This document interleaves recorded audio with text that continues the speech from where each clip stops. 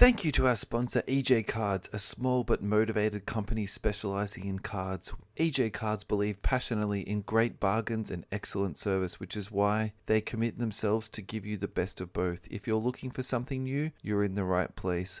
EJ Cards strive to be industrious and innovative, offering customers something they want, putting their desires at the top of the priority list. Find EJ Cards at www.ejcards.com.au or shop 394 to 398 Middleborough Road, Blackburn, Victoria, and also find them on Facebook.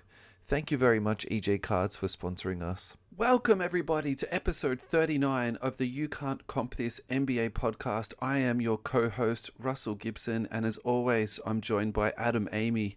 This week, we were guests on the Sports Codex podcast, and the Sports Codex group is a Facebook page that hosts trading card and other pop culture content. So they just don't do NBA, but they still have a very heavy NBA influence in there, which is why they reached out to us. The boys run a weekly webcast and also a podcast, and we were graciously invited to come on board. So it was a really fun episode. I must say, though, this week is a very long episode, so ticking over at nearly 2 hours, and we did cover a range of topics from pop culture to DC movies to card grading, DCI grading, and we also discussed Bill Russell's passing. So a huge thank you to Parris, Ayden and Carl for having us on the show.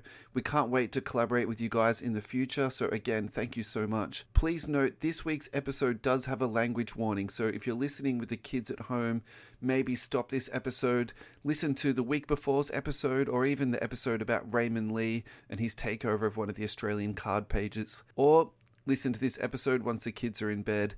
So guys, thank you so much again for your support. You know, we are very, very grateful for everything, and we will catch you around. Thanks so much. Enjoy the episode. 6 months without talking about pop culture.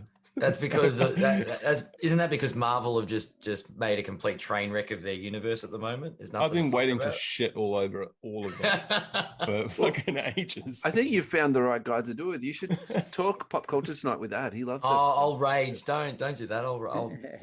Yeah, well, we'll definitely get you boys back if you're gonna rage about Marvel, because fuck yeah, I got Parris and Ayden will be all into that. Phase 4 was the resetting of expectations. Get them as low as possible. Yeah, well, they're fucking low. So, it's like if they screw up Doctor Doom again, I'm literally going to kill someone. Yeah, the Fantastic Four. That's going to be that's their make or break, isn't it? Yeah, well, I think it's going to be the mainstay of the next sort of push. I mean, because they're running out of groups characters that people really know. Yeah. And Fantastic Four is one of the OG. They're bringing Namor into Black Panther and all this sort of stuff. So they're kind of scraping. You got rid of Cap and Iron Man simultaneously. Like, that was big. You getting rid of one, sure, but I think getting rid of both, you sort of lose your flagship in a way. Yeah, well, it's an interesting. It's an interesting move, and some of the titles I think they're bringing out, I just don't know what the interest levels are going to be. Yeah, you know, Thunderbolts, really? The Marvels, really? Yeah, the Marvels, I was shocked at. I was very shocked at. I'm just really hoping they do DC does Black Adam well. Yeah, because they kind of need a bit of a bump. I mean, the DC universe is just as annoying, to be honest. The only thing that saves DC is the animation. Yeah, they've got an animated platform. That's it. Yeah, that's true. They pump out pretty good stuff on the animation side. Yeah, I think Marvel getting Disney Plus stuff, like just having to pump out TV content, put a lot of pressure on them. And I think they're starting to manufacture stuff rather than take time and create good storylines. Well, I think they're also definitely figured it out, because they're bringing back Daredevil, and they're trying to bring back Punisher, and you know, all the stuff that the fans really loved. Nostalgia sells. Yeah, well, and I think they were quite beloved TV shows. Yep. You know, especially Daredevil sort of 1 and 2 was really good, and Punisher's great. I love John Bernthal, and you know, I think there's probably a bigger market for that than the Marvels, to be honest. You know, everyone. That takeaway of the She-Hulk trailer, everyone was just like super hyped when Daredevil appeared, like right at the end, like, fuck She-Hulk. Yeah, we want that. It's all about cameos. It's Yeah, I don't know. I feel like they're really trying to. It's become political where they're trying to really market to different audiences and trying and grab more market share and drive political narratives. So I don't like political narratives in my I just want fantasy. good characters and good storylines. Correct. You know, and I think they're trying way too hard to force characters that don't really have a massive fan base down people's throats to give them that fan base, and it's just not there. Yeah, I mean they hit us with the Guardians, and everybody loved it the first time round. They're like, but nobody knows the Guardians. It's like, well, you can't keep repeating the same thing expecting that reaction. Yeah. You've got to create a good movie and good content before you can. Yeah. So, I mean, hopes are not high for that, to be honest. So, yeah. The Eternals is where I started to really fall away and went. I mean, I love Salma Hayek and stuff, but even now I was like, I don't think I can do this. I just didn't feel like I was in the MCU, and that was bad. No, it's just fucking weak. Yeah. So what's up with the X-Men stuff? So they can't use new cast members until 2025, was that right? Yeah. Ayden was mentioning something, yeah. Oh, I didn't know that. Why is that? Part of the deal with the rights, I think. Yeah. What's the other company? There's another company involved, isn't there? Something. Fox had the rights for X-Men originally, and then Sony's got Spider-Man. It's just a massive. It's weird. Universal still got like dibs on the Hulk as well, and there's But they couldn't even use the word mutants. You know, because true. Stupid. Yeah. Wow. Yeah.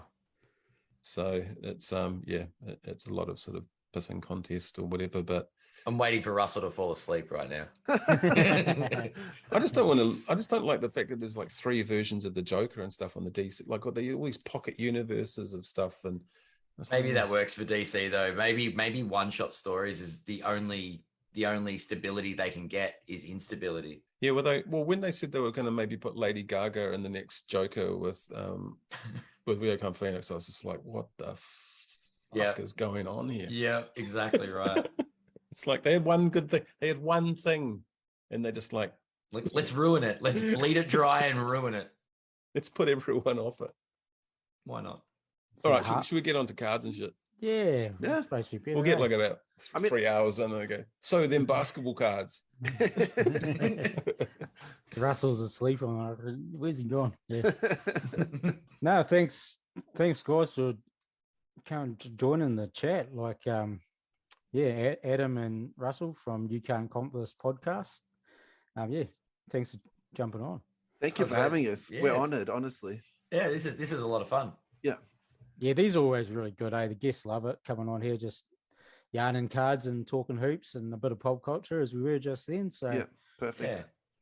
Yeah, thanks for coming on, guys. So in NZ, there's not too much content here. I mean, this is pretty much it, Parris? There's not many other guys talking cards and putting it up on YouTube or doing a podcast or doing Facebook Lives like this. So, we'd talked about it a bit in the NBA group, but I think there was a bit of a push a little while ago for some sort of podcast interviews type things, but I think the sheer scale of the doing it puts a lot of people off, where I think the reason why we've only done like 6 or 7 or whatever, but it's not a drag, because we're pretty sporadic, pretty chill and super unprofessional, so it actually works with the rest of life. So that's how podcasting is set up though, isn't it? It's that platform where you go, we want to be out in the media, but we want to be amateur about it. Let's just jump on and do it ourselves. We want to retain our cool sort of that's it relaxed vibe. It's a bit more informal and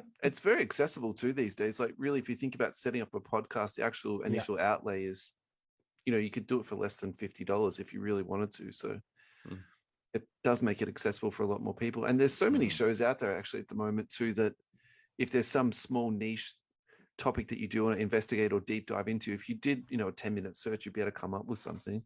Yeah, so, true. Yeah, so it's just getting on there, and talking about it. So and having a bit of fun. It's like why not? This is shit we'll talk about in real life anyway. If meeting at the pub and having a beer or whatever, and correct. You might as well just chuck it online and get other people to come and chat about it. So one of my area. I actually really like true crime podcasts, and one I'm listening to at the moment is actually a New Zealander gentleman. It's called The Fallon Show. His name is David Obeda. Have you guys heard of him? No. Nope. Yeah, I actually worked with someone with the surname Obita, so I might. Anyway, he's a really interesting guy, and he basically just interviews like felons, basically, and ex-felons.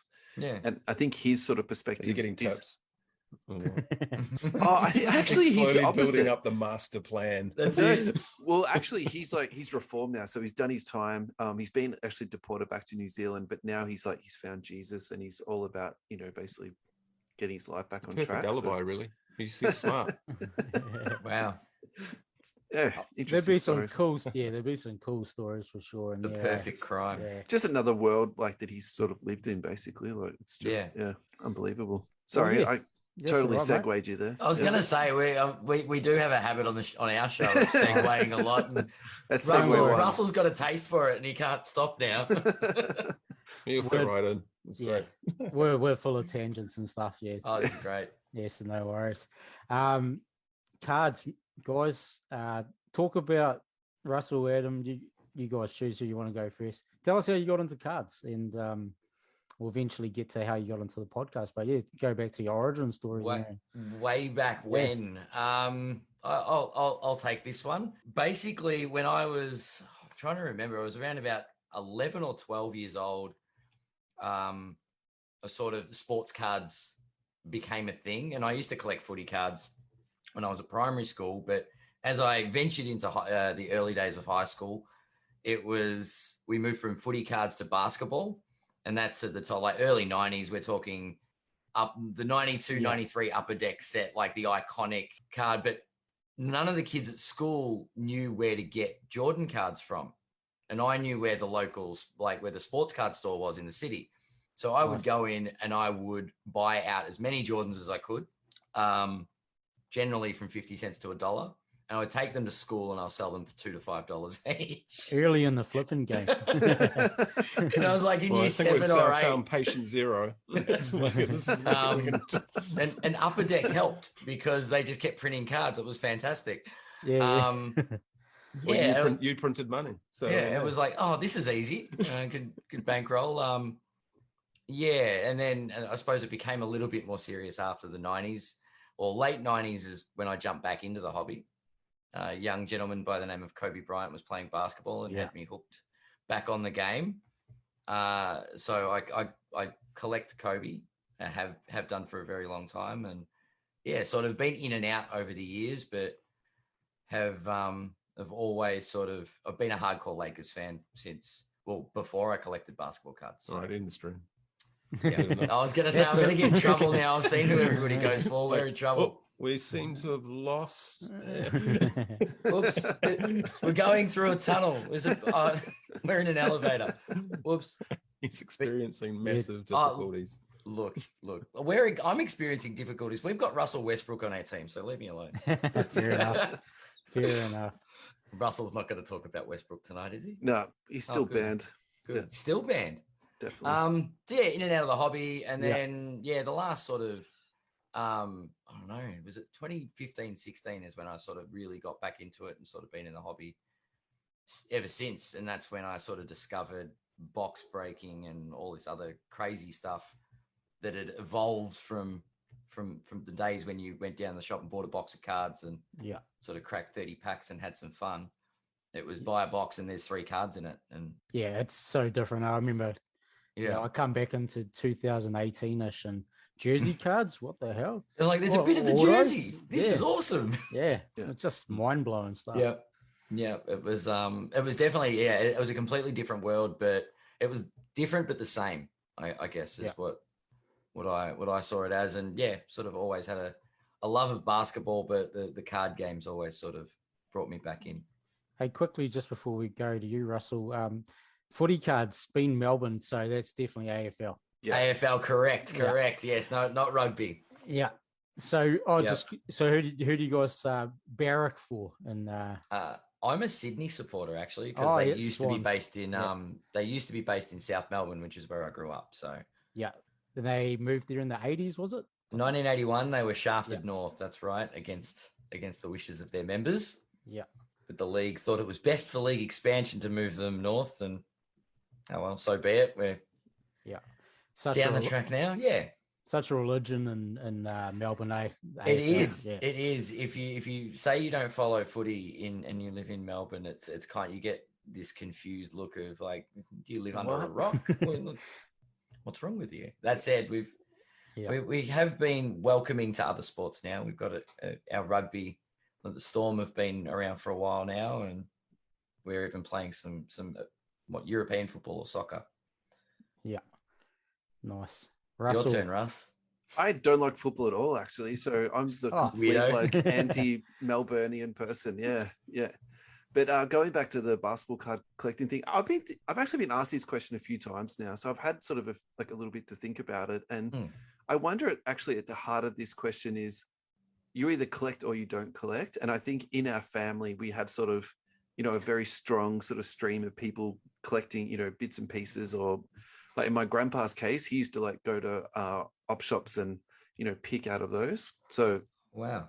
I do sort of wonder if a little bit of this is like genetic, and because you sort of see those people that they talk about basketball cards, or anything else that you've collected, and they just don't understand, or they don't see the value in it. So, yeah.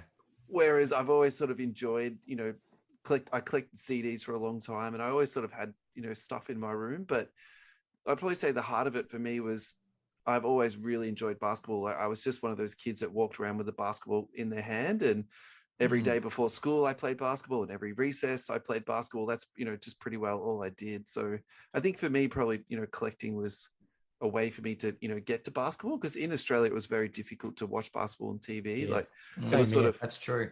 one sort of, delayed replay game that was on a week or something like that. And then, sort of my earliest memories of, basketball cards though is, there was a little local market down near my place, and there was a kid that sold cards there. He sold like sealed packets, for $2 a packet. And he sold singles there too. And he would often trade with you. So if you opened a pack and you got like a really good card out of it, he would give you, 10 packets for it, or, 6 packets. wow. He was very generous. Like, I think, I'm sure he made money out of it, but at the same time too, he was never shafting the little kids that went down there. Like he looked after them. And then I was going to say, you didn't know a guy that was selling cards at school, did by any chance? No, I never really saw people doing that at school. And then I went to, high school, and I dropped out of card collecting, and same as university. And I was pretty late getting back into it. I was sort of like 16, 17, 18, then I started to do it. And then I was buying boxes.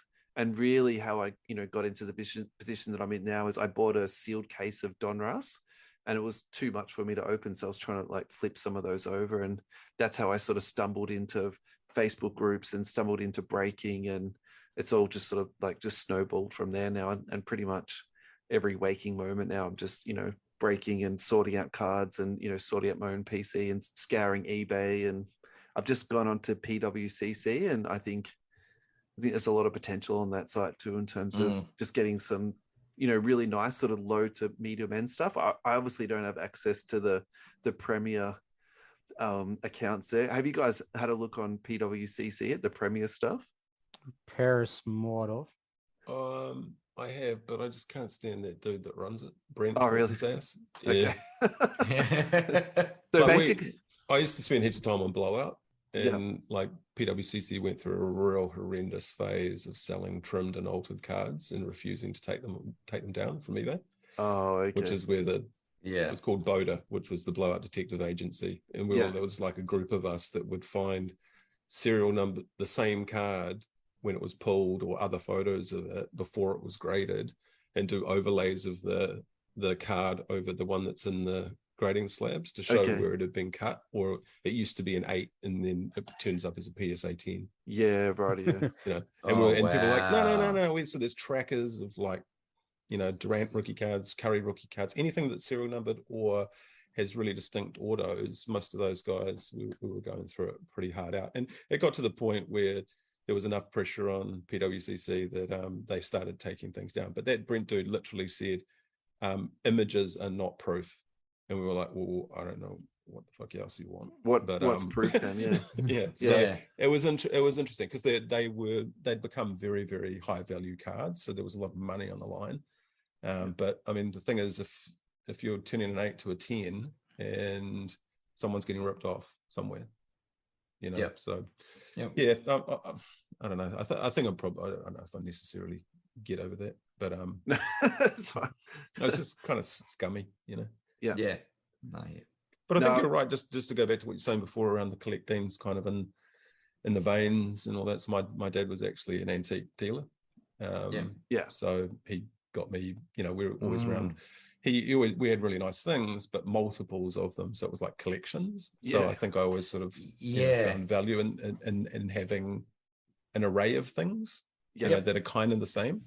So that sort of got me into collecting in general. With cards is one of it, but even other stuff like I collect watches and like effects pedals for guitars and just all kinds of stuff. But I very rarely just have one of something. Yeah. You know, just kind of not, you know, just settle on one. There's always sort of, oh, what else is out there? You know, it's like it's very similar to this one, but I kind of need it. You know, so I don't know where that part comes from. Yeah, mine is pretty much the same as Russell too. Like that lack of NBA content back in the day. Like shit, I just want to get any piece of NBA stuff I can get. And cards were the most easy because you could read the stats on the back. And That's true. Drafted 7th, and you could, because I'm a real stats nerd, when it comes to NBA. I'm just NBA geek. So getting into the cards back in the day was. That was all the information you had. So it was. That was So you looked at it. You actually looked at it. Yeah, you read the back. It's great. Yeah. These days, people are like, "What? You read the back?" Did you read get it that and go, doesn't NBA belong to Daily any player specifically, jersey or something or other, and then just like. Did you get that NBA Daily newspaper that was sort of around in like the 90s and 2000s? It was a weekly newspaper and it had all the box scores in it. Did not see I that. remember that. Yeah, Yeah. Because I was getting slams and all that sort of stuff sent over from America in that time. Yeah. Yeah. That was a really good deal when you got the slam sent out too. It was like $10 a year. It was like it was cheap as shit. Yeah. Yeah, it was awesome. That was really good. I used to buy the Beckett. So that came out monthly. And I get the new Beckett every month. There was another price guide that came out that just didn't have as much information, but it was for box scores. It was always the newspaper, sports section of the newspaper. Look at scrolling through. Actually, they were in the Herald Sun too. The Herald Sun, the back. You'd be looking up in the minor sports, and you'd go, oh, NBA scores from the previous day. Yeah, it's good enough for me. I just need to know. I had a friend that had cable effectively before most people had access to it. So we had access to ESPN like once a week. Oof.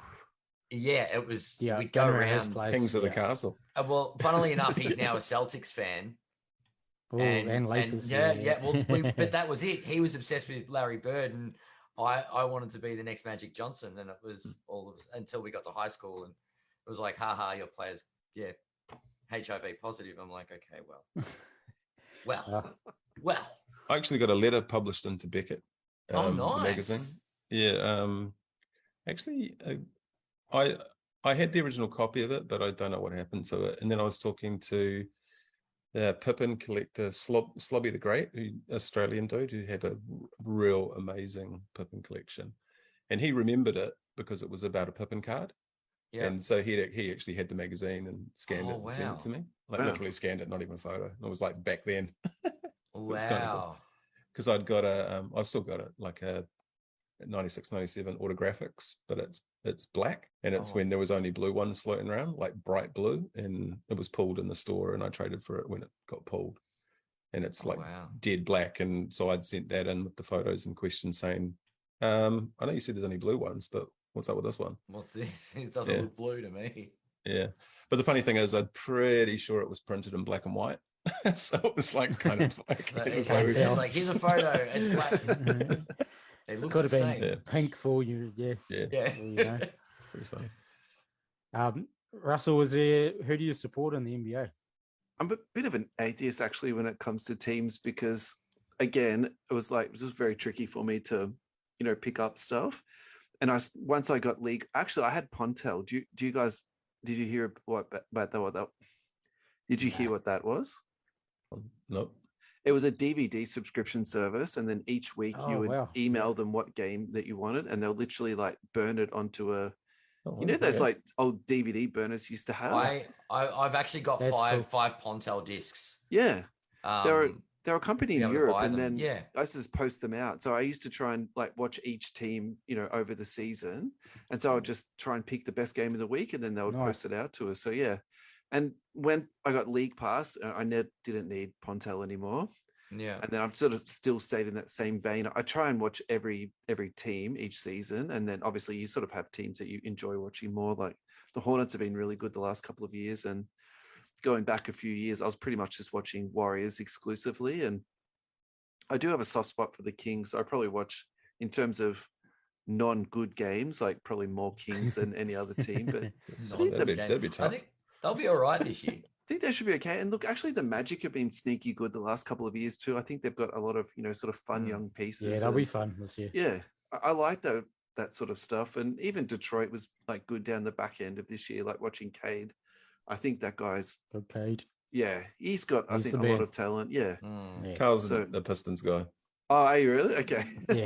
Yeah, big Pistons fan. So yeah. What do you think his ceiling is then, man? Like, you could call him a Luka light, but being compared to Luka now is just the overreach. But the style of game is similar. So, like, I don't think he'll get to the levels of Luka, but he's definitely an all-star in the making, for sure. Yeah. What about Chris Paul? Yeah, I want a championship though, eh? So he could be very well be the next Chris Paul. Yeah, I mean, I think his game's different, but yeah, I sort of see the Luka comparison, like a big guard, can create his own shot, can pass. So yeah, I think he can be like a 10-year all-star if he, injury wise and all that. So yeah, maybe not an all-time great, but yeah, all-time Pistons great potentially. Yeah, I think so. They haven't been in the spotlight for a while, but they've got some greats out there. Yeah. Oh, yeah. Yes. Like I became a Piston. Like at the end of when I was a kid, I was like that. I never had a team. I was like, I sort of liked a bit of the Miami Heat. I liked a bit of the Bulls, Hornets. I just liked watching basketball. And I was like, oh man, I got to choose a team. And then it was actually I picked the Pistons and Grant Hill got traded. So like 98, 99 sort of thing. Yeah. And then what we left with Terry Mills and Chucky Atkins we traded for and God. Yeah, it was bad. That would have been rough. Yeah. But I didn't mind it. I was like, no, I'll start with a bad team and then you traded a future first for Otis Thorpe, right? Yeah, that was earlier, a few years earlier, I think. Was it? Yeah. Ended up being Michael Jordan. It turned out to be. It was Darko, wasn't it? Yeah, it was Darko. Yeah. Oh God. Yeah, so it was a rough run, but hey, their championship made up for it for sure. Yeah, I was going to say. Awesome. Yep. Yeah, that team was actually awesome. Yeah, a lot of people have super balanced. That team. Sheed, Big Ben, Chauncey, Rip, and Tayshaun, awesome team. Yeah. But I didn't mind jumping on when they were shit because it was like, nah, you can't say I'm jumping on the bandwagon or supporting this team. You've been here for a while, yeah. Look at my Chucky Atkins jersey. Yeah, exactly.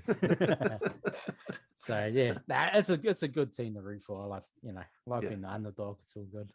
Yeah. Well, that's it. And they have tasted success, and I think they will taste it again. So now Cade, Sadiq, we've got a good core. I'm liking it, man. Jaden Ivey. Ivy's going to light it up this year, man. Yeah. His athleticism is just crazy. It's just like another Ja Morant, to be honest. He looks so similar. Yeah. True. Actually, I think that's going to be an awesome backcourt, those two together. And they make so much sense putting those two together. Yeah. Yeah, good compliment. Yeah. So how do you guys get into the podcasting after that? So you got back into the game like five or so years ago, both of you guys. So then obviously into the breaks and Yeah, how did you meet? We met through a mutual friend. Classic. Why don't you say your side of the story, Ad, and then I'll most good relationships often start that way. We'll compare notes. We're going to compare notes. So I was asked to be a co-host on another podcast about, would have been just over a year ago, year and a bit, year and a half, say, probably not that long. Anyway, basically, I was looking for a co-host, and two of my friends messaged me and said they knew me through Magic the Gathering, and this guy does Magic the Gathering. His name's Al, does Chesh Breaks. and he used to do a mail time segment. So he basically, all the cards he'd been buying through the week, got the mail and opened it, and we discussed the cards, talked about the breaks he'd been going in, and just general NBA stuff. I'm like, I can do this. This is a bit of fun. And then we had Russell on one week as a guest. We're supposed to have a few people on, but Russell was the only one that turned up from the group. As discussed off air, lads. Reliable, yeah. And then it was so we had Russell on the show, and then I think it was about a month or two later. Yeah. I was still sort of doing a little bit of mail time with Al, and we were starting to play video, like doing just a random stream at times. But Russell reached out and said he asked if I would be interested in coming on his show, because he was struggling to consistently get the whole crew together to show up for the show. Was looking for a couple of guests to fill some time, and so we did a couple of episodes together. And then they kind of weren't really keen on a weekly commitment, was my understanding, and we just sort of looked at each other and went, we could just start our own podcast, right? Yeah, and done. Yeah, I think we brainstormed names for about a day. I like the name. That was ads, actually. That was ad, yeah. I think I had MC Hammer just running through my head for like a day and a half. It was, we're going to get done for copyright. Like we're going to start. So we can't do a jingle or anything. We'll be paying legal fees. Yeah, our live feed went off once for that. Yeah, our first one. First one was no way they're going to pay us for this. It's like 10 seconds later, thunk off. I was like, Yeah. See how we do, Russell? How did I go with my recollection of events, Russ? Tell us the real story, Russell. I'm totally fine with the that. real story. I might just like sort of wind it back a little bit for me, because I would say, so I went from high school to university straight into the workforce, and I'm a nurse. So if you think about the most sort of vanilla / boring / guaranteed work that you're never going to be out of work, that was just like me. So from that part of my life, I've been very stable. I think as a consequence of the way I've sort of lashed out, or I've sort of, compensated for that, I've always been coming up with these sort of crazy schemes, side hustles or, other ideas in my life that I want to do. So a couple of things I want to do is like work on radio. I thought that would be like really good, but I could never make that work with shift work and stuff like that. That was just sort of too difficult for me. And then the other thing I've always wanted to do was like stand-up comedy, but I'm just not funny. So that was like something that, would never work. And then when the idea of podcasting came up, the lads actually asked them, would I like to come onto their show as like just a guest? I couldn't have jumped at it faster. And then they sort of chatted to me very informally, and maybe like 6 months later, they said, come onto the show. And I had a really good time. Like I was very nervous and I was, scared in some ways, but it was just a really enjoyable thing, just sort of meeting guys with similar interests and, putting out your narrative, researching into a topic and sort of, forming some type of, dialogue. Like I really enjoyed it. And then I was asked to formally come onto the show, but I would probably say that the show was on its last legs and it was sort of just fizzing out a little bit. So we had a little bit of, trouble with that, consistently getting people to come on. And even though that might sound like a critical thing, what I'm saying about the lads, I would probably balance it out with what I'm about to say now. Like without Shane and Neb's opportunity to come on, I would never be in this position. And they took a lot of time out to teach me and work me up and to sort of getting me into like a, reliable host. So I've got nothing but love for the guys. So, please don't think it's like that. But also pragmatically, when they weren't turning up to the show, I was doing podcasts by myself, which was really good because I got a lot more repetition and practice in. Like it's very difficult to podcast by yourself too. Yeah, I can imagine. Yeah. And then I was reaching out to people to come on with me as a guest. And I did remember Adam, the way he spoke on the show when I was on Cheshire's show, and I suppose our personality types a little bit too. I'd probably say our personality types, mesh quite well. So and then after that, we just started working together, and I would probably say just every week, I think, we just get a little bit better. And like Adam said, we then started our own show. So we sort of moved away from the other show and, started our own. And I'd probably say the thing that I think we've done probably the best, I'm not saying the best in the world, but I think we've done very well, is we're being consistent. So we've done 38 episodes and we haven't had a week off. So we've done 38 Nice. weeks straight. Yeah. And part of that's, planning and contingency planning. So sometimes we record ahead, or if we know we're going on holidays or, Christmas is coming up, like we'll record it and have one in the bag. So, I think, you're right. The being prepared and being committed. I think we talked about this early days though. We were like, you know what, we if we want to do this, let's commit to do at least that hour every week, whatever the time of the week, and then just get the show out at the same time. Yeah. You got to do it like that, eh? You got to like.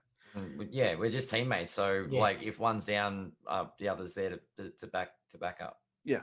Well, I was in hospital a few months ago. So, and Russell did a couple of episodes, by himself. Yeah. And that was it was a huge chop out because they wouldn't let me record from the hospital bed. Apparently, I was causing too much noise. You could have put in a call, Russ, and say, "Look, I'm in the business. Just let him do what he needs." That's it. You have no idea how little sway I have in that space. Okay. But that's us. And I'd probably say, just to go on what you're saying, then, Carl, actually, we spend very little time editing. So a lot of the time that we put into it is actually more about the preparation time and the actual delivery than, like social media. Preparation. I'm not very good at preparation. Yeah. Like we don't do a lot of socials or anything like that either. Like, we are amateurs and, this is not our full-time job or, anything near it. So that's, at the end of the day, you're having fun, you're talking about stuff that you like, you like in real life. It'd be different if you're coming on here talking, I don't know, whatever. Like something professional and like, oh yes, we're not definitely claiming to be experts about anything. We're hobby enthusiasts. I think we do have a caveat on the show when we talk about decisions with investments into cards. It's like, do your own research, make your own decisions. Advice. This is not. We're not card investors that are telling you where to. I think that's the way to do it. I mean, I think some of the best conversations that I've had on this is, well, in general, is when I've been completely wrong about stuff too. Yeah. They're the ones you remember the most. And that's it. And you just go, oh, this card's going to tank. I don't know why it's going up. And then the player just becomes, is the next big thing. That was me with Jason Tatum 6 months ago, to be fair. I was like, I don't understand why you guys are paying these dollars for Jason Tatum, Where can I get some Tatums? Yeah. And I think too, like, you guys obviously have a passion for it, and that comes across in the podcast. Like that natural flow of just talking, like sometimes being too prepared and stuff is actually bad for the podcast because you just want to. It feels forced. Reel it off. Yeah. So like that comes across, and you guys have, slightly different personality and it's good. And it makes it vibe really well. So it's been good. See, I've only recently listened to you guys because I always look for card content, right? House of Jordans used to be like a go-to. Wax Museum podcast is like the number one for me when you want to listen about NBA cards. So the Talking Cardboard guys, that died off somewhere along the line for me, and I was like, oh, that's a shame because like I like going to Aussie because that's the closest we can get to New Zealand as a point of perspective. We're just about cousins, really, aren't we? Just about, the Cuzzy bros across the ditch, and that's it. So and then when I saw you guys on Twitter, I was like, sweet, finally, like something close that I can listen to and have a sort of similar comparison to the market and hobby here. So in general, how is the Aussie NBA card scene? Like, I know it's big because basketball is big in Aussie, and it's getting bigger and bigger here too. So just what's it like at the moment, and since COVID especially too, what's just a general rundown on how things are in the scene over there? Well, I guess COVID impacted the world market. We saw the spike that COVID created, but post-COVID, everything's sort of starting to come back to a bit of normality. Russ and I caught up and went into the city a few weeks back, and it was just nice to go into a card store. So that's something I've missed in the hobby. There's a lot of online activity, but I guess the hobby hangout is the events that have been happening around the country. the bigger conventions for us. Nice. But yeah, like just getting back into card stores and going to visit shops, meeting up with people and trading face to face. That's something we've missed. And I think there's a little bit more of it. We've got a show that's going to be here in Melbourne in a few weeks. So I hope it's going to be a nice big one, because it's just good to see all the collectors in one room. And yeah, you get to see a lot of cool stuff. Even if you're not sort of running around trying to grab a bargain, it's just seeing what people have got on display. Like I go to a lot of stalls that I'm not looking to buy. I just want to see what Kobe's people have got. Yeah. And then people are like, "Oh, here's this. How much you're looking to spend?" I'm like, I'm not looking to spend, but I've got this for $25,000. I'm like, I'm good. I'm right. I think I picked up that LeBron tribute dunk card because I wanted one. That was the only card I bought at the last Hobby Hangout. Yeah. But just getting out there, Melbourne. I think you guys were locked down for so long. Like just the world's most locked down city. That's right. Yeah. Good to hear that you're back out and about on the streets. But we have a lot of activity on the Facebook groups. Yeah. Definitely. Like the market is still very active. A lot of people jumping in breaks. People talking online, buying, selling, and more of that face-to-face stuff is happening. So I think the hobby's very strong, very healthy at the moment. Come on, Russell, give us your perspective. So I'm looking back at this with very rose-colored glasses, and also I'm summarizing a lot. So if there's anything that you think I'm misrepresenting, just pull me up, lads. It's totally fine. So if we can start at 17, 18, my recollection was this, that I could go on to Dave and Adams and get delivered to my house optic fast break for 90 Australian dollars. Okay. So I didn't really need breaks and breakers. I could, in my mind, I could do that once a week or once a fortnight, and that was okay. Do you know what I mean? Yeah. Then 18, 19, Don Russ Hobby delivered to my house, albeit it was a case. It was 220 Aussie dollars about a box. And my recollection was at the time I couldn't even sell them for cost price. I had people like lowballing me on Marketplace to get that done. Yeah. And then I did a break on eBay, and half the spots didn't sell out. So that was my recollection of that.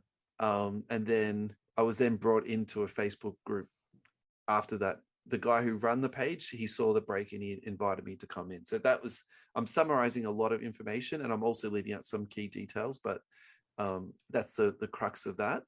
And then my recollection in 18, 19, we did a box of Select Hobby, total price for about $350. That's how much we broke it for.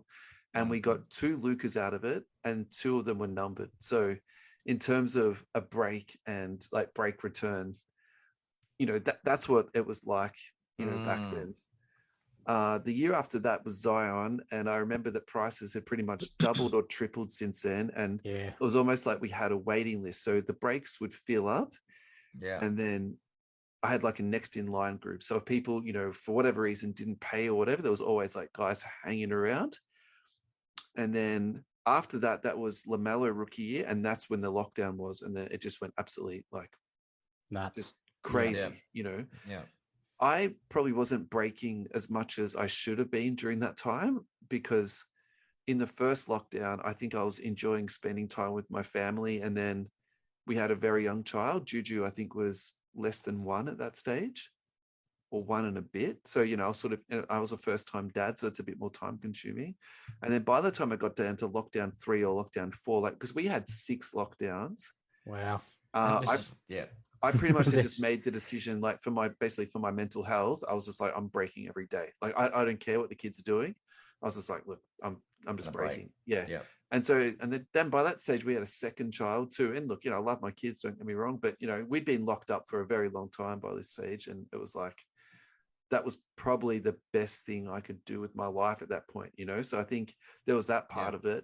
Yeah. But I'd probably also say too, like from a return on investment point, I think people sort of got the wind that like the money you're putting into these breaks and the cards that were coming out of it, like it didn't add up. So there was a definite slowdown with that. And I'd probably also say too, like the box prices came down. Like sealed was sort of at the point where in 1819, you could buy it, and no matter what price you bought it for, by the time you landed it back home, you're going to make It's going up, yeah. 20 to 25%, right? But the following year, it was the opposite. Like, I was losing money on boxes before it even landed back into my hands. So that was probably my perspective on that. And from a breaker, I was kind of like, well, I never lived break to break anyway. I was always putting my money away. So, you know, yes, I wasn't like doing cartwheels over the situation, but I also wasn't like jumping off the, you know, the 26th floor because I've just shot all my money down the shitter. But I was also kind of like, look, if this is going to keep going like this, it's not sustainable. I'm probably going to jump out at some point. But I definitely felt the pressure come off. And we're talking a little bit about this, like, you know, on and off air, about breakers and their sort of how they engage with the hobby. Like, if they're gouging and just out to get money, I think a lot of those breakers have gone and they've gone away. Yeah. And then a lot of the breakers that were, you know, building up communities and doing things a little bit differently and, you know, having good rapport with their customers and keeping prices right, if you want to use that word. Fair, I guess. Another word is fair. You could also use that. You know, I think those breakers have stayed. And to be honest, I think this year they've done really, really well because I think that box prices have been, it's still very high, don't get me wrong. But for example, Origins this year was excellently priced. I think Prism Hobby this year, I probably think it's going to come down a little bit more, but even after release date, it wasn't outrageous. Yeah.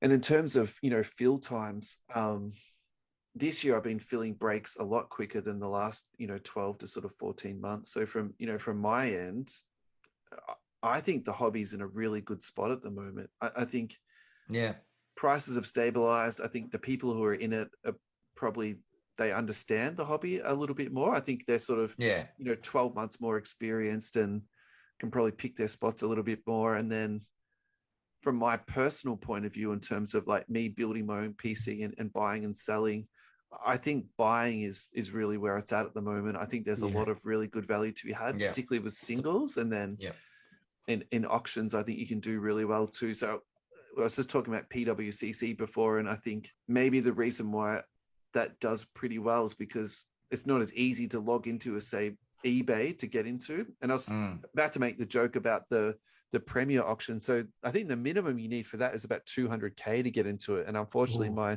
credit card doesn't allow for such things. But, you know, the weekly stuff, I think, and we can talk about this a little bit more if you want to, about grading companies and also picking up fakes, because that's kind of my current obsession at the moment is that. But my personal feeling at the moment is it's a good time to buy, to summarize. I'd agree.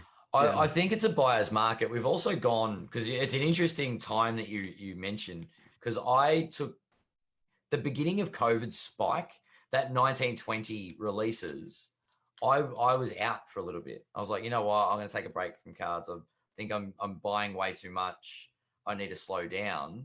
I think after 1819, the last thing I bought was a few boxes of Prism, the first Prism retail release. And I think it was 1819.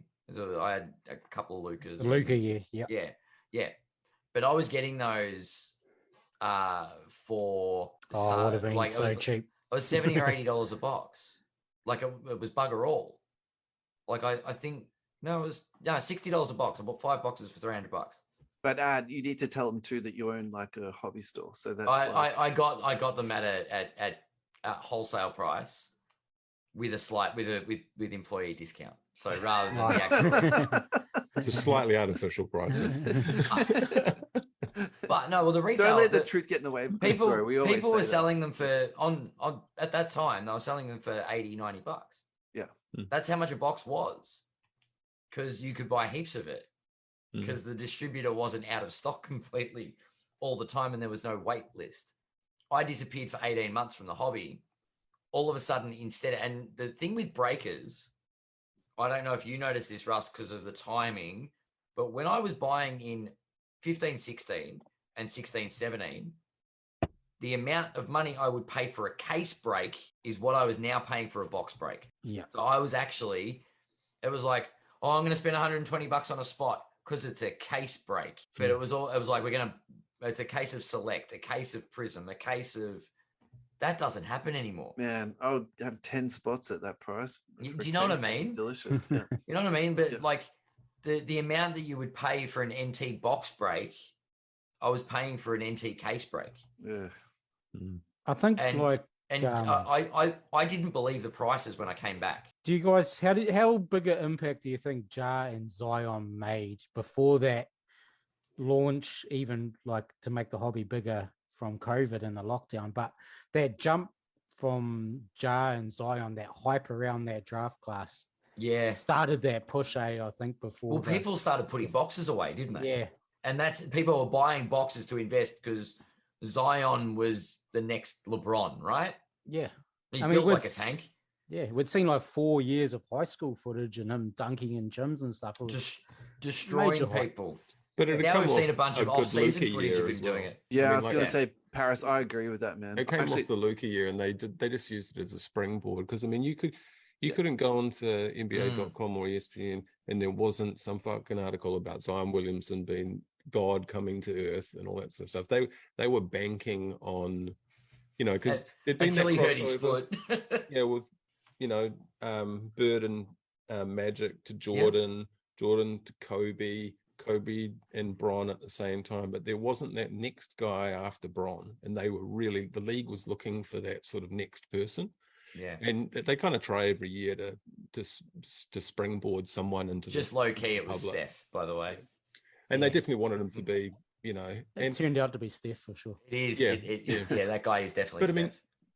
I mean, but even with Curry, I mean, he's an amazing player, but I think there's large parts of the hobby that still just don't give a shit about him. He's it's a low key, but Steph is the most impactful player of this generation as far as I think we had the discussion a while back, but I took it from the youth perspective.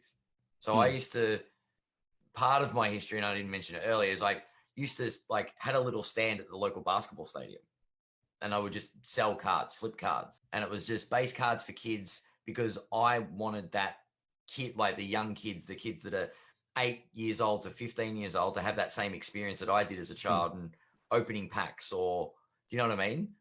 Getting their favorite player. And the sheer amount of young children that their parents were complaining about the fact that the kid is 8 years old and keeps trying to jack up threes. And they all, it's what player do you want? Steph Curry. It's gone to everyone. I'm like, can I just have as many hoops-based Steph Currys as I can get my hands on? Because I want to give them out to these kids because that's the only player they want. And it was just, it's profound the impact he's had. But you're right, he's not that showy player. He's not that standout superstar. He's just this low-key kid that loved playing the game. I mean, that's sort of the thing. It's that big a good smile. guy, nice, reliable. He's kind of the player you'd want your kids to follow. But from a mature hobby sort of thing, it's just there's no X factor. I think with him, there's no killer instinct in him. Incredible. But there's nothing that makes me go, I care. It's just like, well, whatever. He's not like, because Kobe, when he took over from Jordan, it was that killer instinct, right? Yeah. And LeBron's been criticized about it, not having that he's got the game, but he doesn't have the killer instinct. Like Jordan would go out and destroy you. Kobe would come out and destroy you. LeBron would come out and beat you. Yeah. So just trying to tie that into hobby value. So Parris, do you think that if he had more of an edge, his rookie stuff would go for higher? Because I just don't know how much of a. I'm recalling, didn't some of his stuff recently sell for over $1 million? Yeah, I guess it's, I don't know, it's tough because he does get good prices. There's, I think he's got a solid fan base, but he hasn't been a unifier as much. I don't know. I know. I take your meaning. Because it's like, you think Jordan, Kobe, Bron, it's a bit of a question mark. They've had a lot of people that they've wanted that next Giannis they've tried to make, Tried to make Giannis, it'd be probably really great for them if it was Luka, and then they really wanted Zion, and that's could up still be a thing. It's teetering at the moment. Yeah, I don't know. It's just all those players have kind of had something else going on. and they've all been pushed really, really hard by the league as well. When you think about, Jordan and Kobe specifically, they were like immortalized, and I think that went a long way to influencing the fan base as well. So I think thought of it like that. Yeah. Sorry, Russ. Carl. No, after you, mate. I was going to say Steph's pathway to greatness was a lot different too. Like drafted 7th, had injuries, small school. Davison, and he wasn't a superstar until 6 years into his career. He's literally this humble hero. Yes, and also in the card scene too, like that time when Panini took over is when he got drafted. So the demise of Upper Deck and Tops and basketball was, to a lot of people's dismay. Like it's a dark age for cards. Yeah, I totally missed it, but just going back and listening to guys that were around, and Parris, you could probably speak on that a bit too. Their rookie cards and stuff are not in proper uniform, and it was a strange time, I suppose. Well, I guess a lot of those players like Kobe and Bron, and they had a lot of really iconic cards too, and I think they had that, the sort of Upper Deck, all that sort of stuff as well, and everyone romanticizes that a lot more now from a hobby perspective. And I think what you've seen in regards to stuff that people find really iconic with Panini is very limited. There's like people love kabooms, all that sort of stuff. I'm like, Prism, I mean, they're just refractors and umpteen variations, right? So, but you are seeing people that like 12, 13 gold prisms, as like an iconic set out of Panini. And probably the sneakers and kabooms, probably, the sort of standout ones where you can pick a plethora of standout sets from the part before it. So I think there is a bit of romanticizing from maybe the older collectors that are sort of looking. Do you think the next generation will feel differently about that? If they can get in, that's kind of the thing. It's like most of those cards will be unattainable for a lot of people, right? Because that happened in that boom crazy time as well. So I don't know. I mean, I've long thought, like, when I got into collecting, and we'd go down to like the local card stores, and basically the parents would drop us off there pretty much all freaking day, and we'd just watch games on tape, bust a few packs, talk shit, play PlayStation 1 or whatever the hell it would have been back then, and Master System. we just hung out. And, probably NBA like Live 95, Commodore 64. We just wait half an hour to boot up a game and give it a nudge. But it was like that.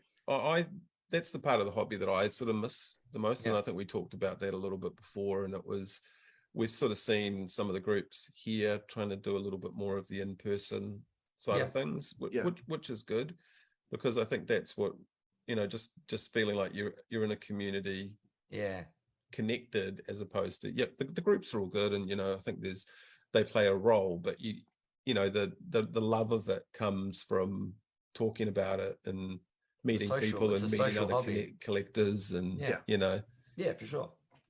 So, and to your point, the hobby hangout just started for the first time last year, and the person who organized it is actually, I'm going to be wrong about this, but he's an events organizer, and he's done a lot of other like major events. Okay. And I would say the reason why it's been so successful is people like basketball cards, but just to what you exactly just said then, like the experience is much, much better in person. And I can't say to you just how well they've been received. Like, I think everyone's sold out so far. So it's a really good, the social aspect is such a unique thing in this hobby, I guess. Like, not unique as in seeing people in a room, but it's unusual to be able to get so many people. Like, we saw what happened. The National was this past weekend. Like, in the back of my mind, I'm like, that's somewhere I would love to go. Like, to see all those collectors in that one room. Have you lads been to a National overseas? No, but we've got like Mike's there at the moment. I think the Jesh is there. I think there's like all the Cherry guys are there. So I mean, it's good to see at least some people from this part of the world making the trip over, which is kind of cool. Sorry, Ed, I interrupted. No, that's all right. Like, but it's that convention feel. That's what the hobby hangout is to us. And I'd be scared I'd spend too much money, I think. Yeah, that's true. That's true. But even like we're trying to organize with one of our sponsors to do like a trade day at the store. Like just to get people into the same space. But to be fair, Ad, I've done nothing about this. Just to put the word out there, it's nothing to do with them not doing anything. It's us, I've done nothing. All right. Yeah. Well, we'll organize a date and Man in the mirror that's when stuff. we're going down. But like I've got another friend that that used to organize. Like he had he's got a breaking group, and he every now and then just organizes a day. And what we do, we all meet up down at the local high school, and we play basketball, have a barbecue. And then we do some breaks and trades. Cool. And it used to get 30, 40 people. It was great. And obviously with COVID and things, it became difficult. But it was such a memorable day. You just rock up and there'd just be pickup games of basketball. Like 2 people would jump out, go on they're tired. 2 people would just jump in. Who's on whose team? Don't care. Let's just shoot hoops. Nice. And then sit down, have a couple of drinks, have a barbecue, order some pizza, whatever. And then we go, all right, get your cards out, let's go. And it's just a group of guys that you'd never meet in any other circumstance. And so they're real not one of the first things you say when you meet someone either, eh? Yeah. Collect cards? Yeah. Hey, just by chance, do you collect basketball cards? Yep. Or even Magic the Gathering? Oh, that's it. Yeah, well. Or whatever. Pokemon these days, that's where the wave started, isn't it? Pokemon cards being bought out everywhere. A big necklace, get one of those. Logan Paul style. Logan Paul. Oh, G.I. Joe cards. Come on, get on it. Hey, I saw just on a real tangent there, some guy opened a box of I think Austin Powers. The Austin Powers prison box. I know, that was quite heartbreaking. Oh man, poor dude, eh? They should have doubled down and put G.I. Joe into that box, I think. Like, why? They look fucking devoed, eh? That would actually be quite upsetting to me. You save your money up, you buy a box of buy a box of Prism. What year? It was like 2013 or something. Yeah, it's the original Prism. That's wow. He'd been trying to fill it for like 3 months because it was quite expensive. And then got it. Yeah. Opens the box. Yeah. Yeah. Austin Powers, unless you got baby. Beyonce 101 in there or something. Yeah, hope Jay-Z buys it for like $1 million. Yeah. Far out. No, it's I guess that's the darker side of the hobby. Yeah. Once it became a revenue generator, at those levels, it started getting a little bit opportunistic. Mm-hmm. Well, let's talk some grading companies, and we can talk about that stuff too, because Russell, you wanted to bring that up with fakes and things like that. And Parris, I think with that new company too, which Mike was talking about, grading companies. Yeah. Well, also PSA Grading Star again. I mean, there's a whole bunch of quite interesting stuff that's popping off at the moment. The July numbers are out, and PSA did over 1 million cards. Crank it. Yeah. So Russell, grading companies in particular, like, and you guys had a new Provenance, was it? Provenance, yes. Yep. New Aussie one, and there was another one, Renmark. Were grading. They were Aussie company too, weren't they? I've never heard of Renmark actually. Is that maybe that's a watch company that the I'm not going to even start. Yeah. Oh, is that too soon? Too soon, Coach? No. Okay. So, well, anyway, what's on your mind about grading? Yeah. So where I'm sitting at the moment is who we're trashing. No, I'm definitely not trashing. I'm more just. We're not the card porn podcast. You sure? So look, this is where I'm sitting with grading. I think the last couple of years, I've never seriously considered grading, just for the fact that what PSA was charging up to $500 for a card, right? Mm-hmm. So it's crazy, if you ask me. I thought Nat was going to do good things, to be honest, when he bought the Collectors Universe thingy. Look, but to be honest, I get why they did what they did. I think they had to put the brakes on it somehow, and actually, in some ways, what they did was genius, because then every high-end card was graded by PSA. So if something was being resold, it was in a PSA slab. Like in terms of marketing and, charging a premium for what they did, like it is very clever. But for the regular collector, it's terrible because they stopped the inflation. I mean, that's what it was essentially, right? Yeah. So I think as a consequence of that, then it pushed a lot of business out to other grading companies. And then as a consequence of that, other people have seen this as a market opportunity to come in. So probably where my head is currently at the moment is, all these other companies sort of popping up like mushrooms, and what effect is that going to have onto it? And so when we found out about the new company coming to Australia, we reached out to them, and they were very generous with their time, and he was very transparent, I think. That was Providence Grading, that was Matt. So, and probably, some of the things that we raised with them was, how are you going to identify fakes, and what are you going to do when it comes to identifying fakes and stuff like that? And probably, I think it's something they had considered, but I don't particularly feel that the answer we got was detailed, or I don't particularly think that they had sort of a contingency plan or anything like that for it. So probably, that does make me, I suppose, concerned is how I'd feel about it. And then, so the next thing I suppose I think about too is, modern fakes. How do you identify modern fakes?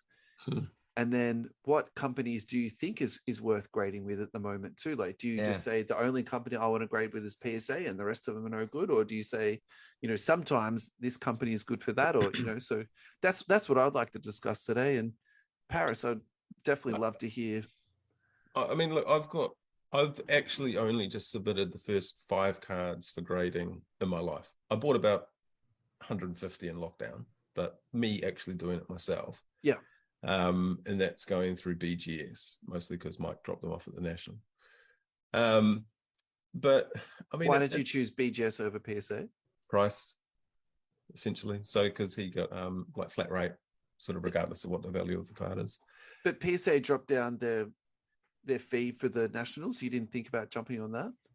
No, well, Mike's got a really good relationship with the BGS guys, so he sends quite a lot of cards through them, and he's going to take them over, and he prefers BGS. I was like, yeah, cool. I mean, there were no Stoudemire's in there; it was just Jordans and Kobe's, and so they're the first ones I've done. But I've bought a lot of slabs. I mean, the thing that kind of disappointed me about a lot of the grading was working with the blowout guys, looking at things that have been graded that are serial numbered. It amazed me that there was absolutely no archive or record where they could go, oh, we've got this LeBron number 31 out of 50 from so-and-so, and it's on record as we've graded it 3 years ago as a PSA 8, and then it comes through the system again, and somehow it's PSA 10. Is this where I go on my side tirade of regulate the hobby?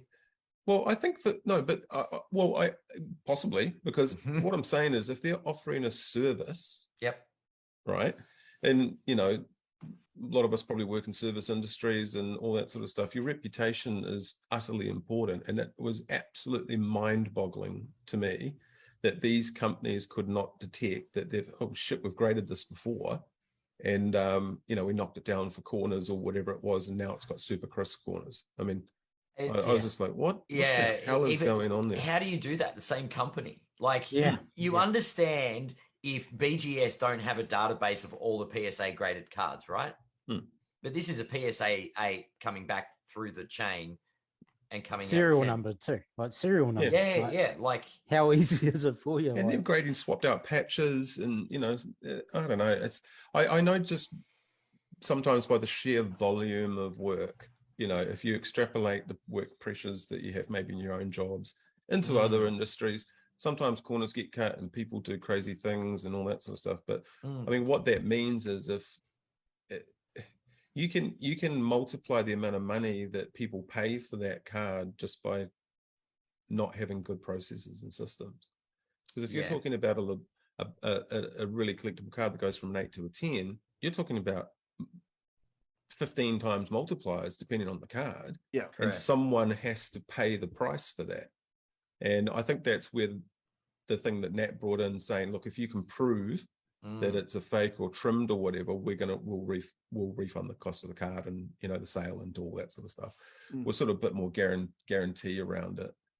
Because I mean, people generally would look at those services as reliable, and I think there was just too many things popping up where if a bunch of fuck ups online can figure it out because we're passionate about the hobby and can find the card originally and the new card and the different grades and all this sort of stuff, how can the pinnacle of grading within the same industry not be able to accomplish the same basics that a group of people online can have that are enthusiasts?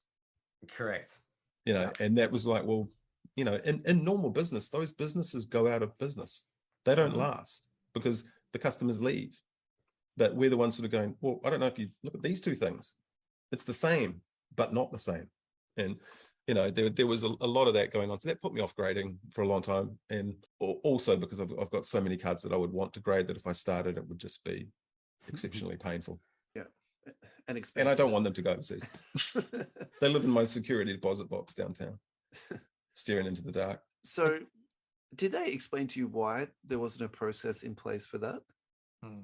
No, well, that's when we were having, because we were going at the people selling that originally, because it was PWCC or whoever, and we'd email PWCC directly and go, hey, this card, this is it, and this is it now. And then they would generally, once we got them over the line of this is a bad look, and would spam them on Twitter and post it everywhere until people were starting to complain, that they would pull the auction down and not sell the card. That doesn't mean the card's out of circulation or anything like that. It just means that the highly visible consigners, we were saying, well, you guys shouldn't be doing this, and here's the proof. And that's when originally, and it was like you were saying, well, pictures don't necessarily dictate proof.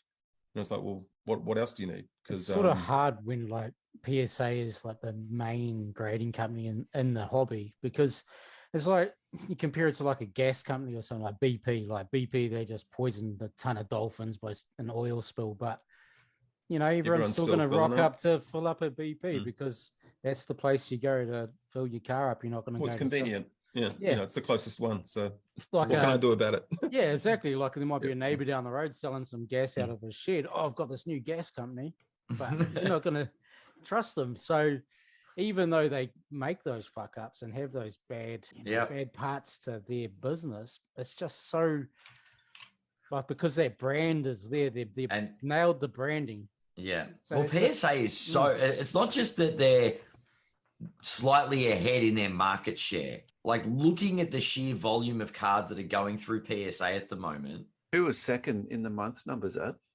SCG was third. SCG was third. Oh, okay. Was it SGC? I can't whatever. The black label one. CGS. Yeah. The one that do the trading cards and the sports cards. They combined for about 130K. Okay. Right. And PSA did 1 million. Yeah, right here. And BGS didn't have their numbers because of population counts or some crap. But I'm like, PSA have got such a huge share of the market. Yeah. I mean, I'm not saying it's like super prevalent maybe when you're looking at the numbers across the board. But what I'm saying is as the value of some of these cards is so incrementally higher with a higher grade. Like the difference between a 9 and a 10 is huge. Sneak it through. Yeah. When others have gone through. When a PSA 10, when a PSA 10 Kobe rookie was selling for $800, it probably wasn't a big deal. It's still a big deal, right? It's like it's still fraud. But now a PSA 10, say it's a PSA 10 Topps Chrome Refractor. That's not $1,000 card anymore. That's tens of thousands of dollars or into the hundreds. You know what I mean? Like that's low population, insanely high money. Do you think it's just like a lot of guys want that tradable asset? They don't really care about that other stuff. Like they're not looking at content going, oh yeah, that one's a bit dodgy. Like I just want to put my money into this card and then flip it and sell it. They just don't care about the authenticity and the integrity. Yeah, they're just like, I want to make some money. Is there too much of that? Maybe I don't know. I guess the other thing is the more money in it, the more the more temptation there is, right? And it's not only PSA. I mean, BGS. We found heaps of stuff on BGS because you could see the submission groups. Like you're able to track the not necessarily the people, but the cards that were being submitted, and there were certain guys that were submitting and getting an absolutely ridiculous amount proportionally of BGS 10s, right? Yeah, that's Like so they'd off-putting, put man. And that's six- unheard of. 60 cards in and they might get 5 10s and 3 black label, which is Yeah, that's crazy. ridiculous. And the only thing we could find is these cards started surfacing online, right? Yeah. And we could track it back to the same person who was an ex-BGS employee. Right. Oh, that's shady. So, and then everyone was like, right, get the fucking pitchforks, this guy's going down. So everyone had started, flapping around, and they found so much stuff out about these guys. They'd managed to track down the people that were doing trimming and submitting, all kinds of stuff, and to the point where I think the FBI got involved, and they were, because it got into fraud, and it's big money, and and that's the thing, like it can cripple some people. I mean, if you pay $100,000 for some epic card, and then all of a sudden altered, ungraded, and it went from a 10 to an ungraded. Well, I'm pretty sure you've probably lost 80% of your investment overnight. Yeah. Is that where these grading companies need to make policies that they have to refund you if there's evidence of tampering?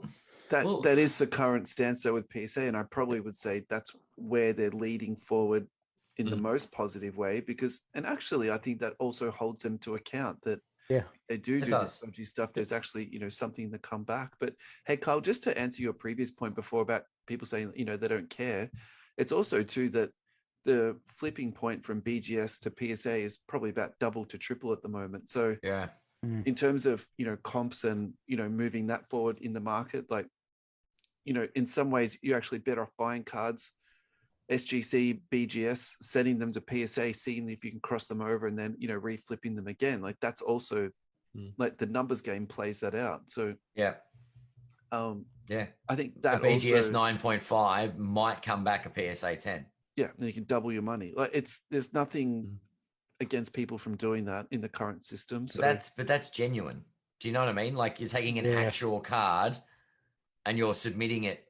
Like you're saying, okay, well, BGS say it's a 9.5. I'm going to send it to PSA and hope it's a 10. I'm sorry if I represent it as a nefarious thing. I'm just saying that also is the reason why they're leading the market, even in another way, because the multipliers so much more. Of course, that plays to be made. So I think people use BGS as a filter as well. They'll send a whole stack because you can do low submission values on mass for large numbers of cards, say, and whatever you get 9.5. If it's a good enough card, maybe that filters out the list that you would potentially cross over to PSA. Yeah, rightio. And you just recoup the difference and probably come out miles on top. So you do all that process and you're still 60% up if you can cross X amount into a 10. So can we just hold that thought for 2 seconds? So the other grading company I wanted to bring up today was DCI grading. So they came into my attention just literally as I was flicking through my Twitter feed. And they basically have come out now and said publicly that the original labels that they produce, they have a black label. And if you go on eBay and search for DCI graded cards, it's 95% of what you'll find. But they said that those cards were graded but not authenticated. So as of the Nationals, they've wheeled out a new sticker, which is like, for simplicity, I'll just call it a white sticker. And they're now grading and authenticating it.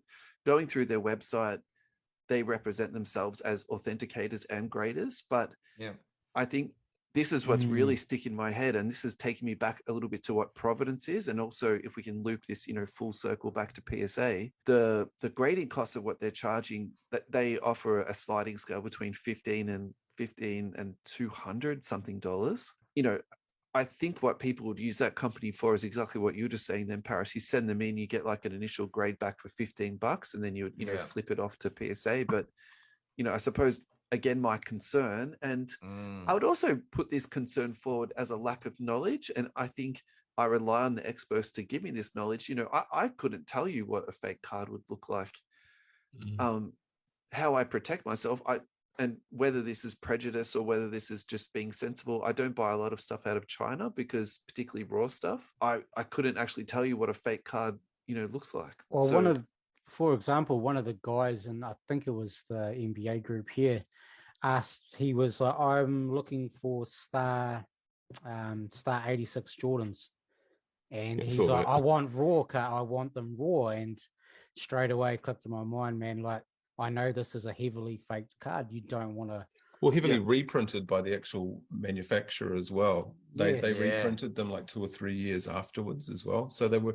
This week's episode is brought to you by our very proud sponsor, Slabbed Cards, who specialise in card grading with PSA and SGC. Slabbed Cards are authorised PSA dealers, and card grading starts from $54.95 and includes full insurance, secure storage. Slabbed Cards have 2 tons of back-grade safes, 24-hour surveillance, and are located in a guarded, monitored building. All cards are scanned on arrival and are available to you for viewing at any time, and Slab Cards provide automatic progress notifications. Your submissions also come with complete tracking and notifications from start to finish. Slab Cards also offer specialized shipping services, domestic shipping service with up to $10,000 insurance per parcel, domestic secure hand-to-hand shipping service delivery within 24 hours of pickup, and international shipping with up to $150,000 of insurance per parcel. Contact Slab Cards for a quote at slabd.com.au.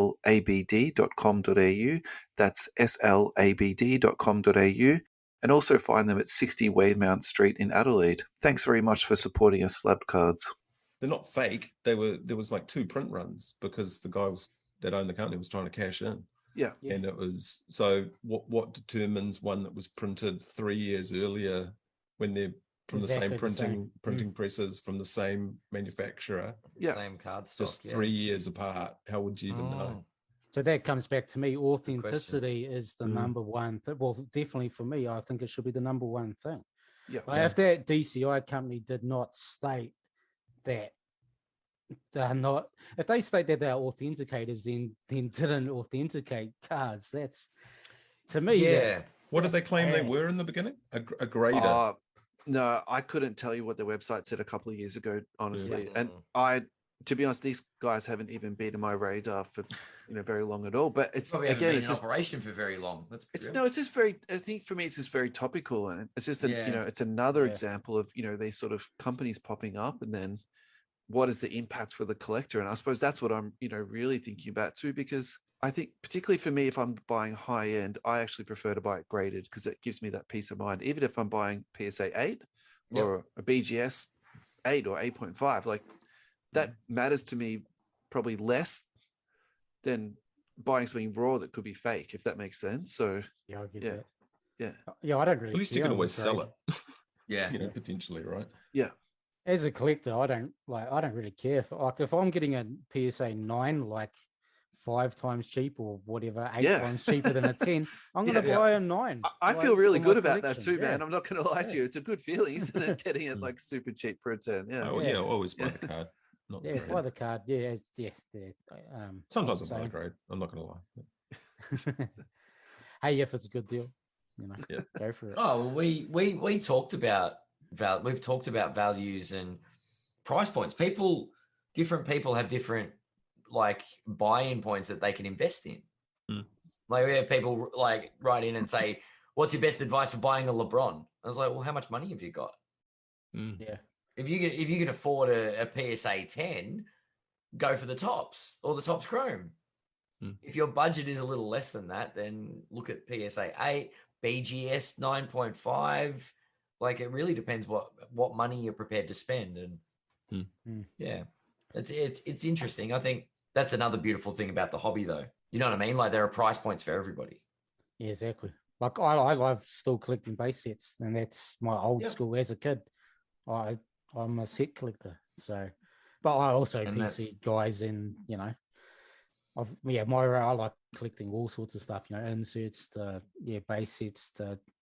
Bruce Brown's my main PC, so. Well, I think that's kind of the thing. Like when you're collecting players like that, and even same with Stoudemire. I mean, it's not high on the list for faking. The only ones that have kind of turned up are super iconic versions. Rubies or your guys in the PMG set, PMGs, but I mean, some of them are pretty tough to fake anyway. Like I don't know how you'd fake a grand finale these days, like an SPX something or other. So I don't know. It's the player's kind of low risk, I think, for both of us, Carl. But when you get into high-end Kobe's Yeah. and Jordans and LeBrons, or anything along those sort of lines. It's like you probably goes up a little bit.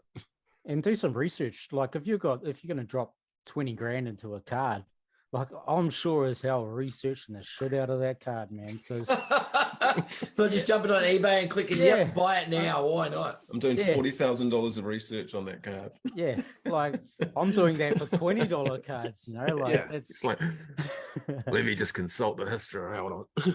Yeah, well, everyone wants a deal, right? You want to feel like your money's spent well at the end of the day and safely. Yes, correct. Yeah. But just to be devil's advocate on this, Carl, and I don't disagree with what you're saying, but I'll probably also say too, if you do buy a graded card, you are somewhat expecting that it is, authentic and graded properly. So and I suppose again, this like almost takes us back full circle. Like we need to make sure that these grading companies are doing the right thing, or that they're grading what they know, or they don't do it, or at what point do you just say PSA is the only company that you should purchase graded cards from? Because so use the $20,000 example you just did.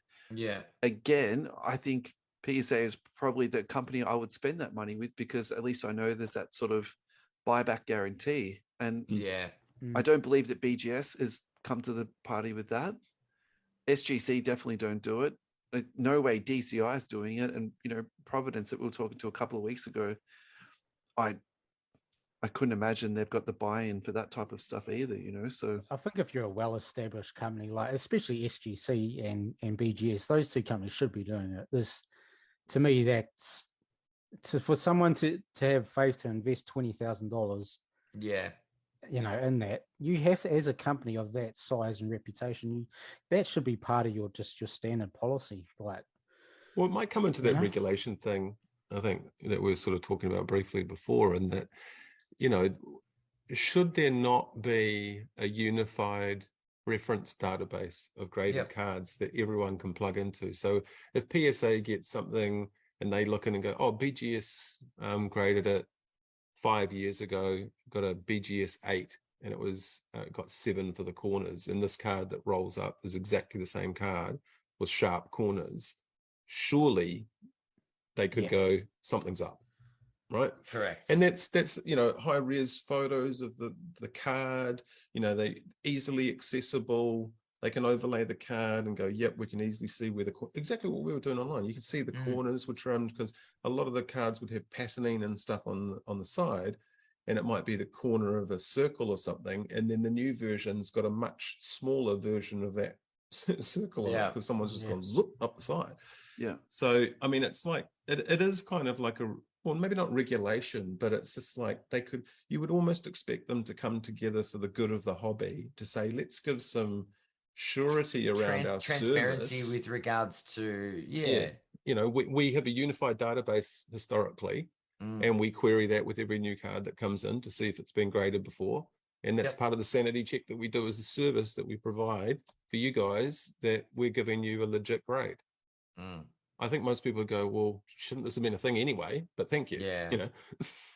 I guess on the other side of the scale is, and the questions start to come through, and this is probably why Russell and I ask similar questions to Providence. But all these new graders, the main question is what is your process? Why would we grade with you and not a BGS or like, it doesn't have to be PSA, but why wouldn't I grade with one of the top 5? Why would I grade with you? New startup. Like, are these new grading companies that are coming out of the woodwork required? Is there space in the market for them? Yeah, it's a good question.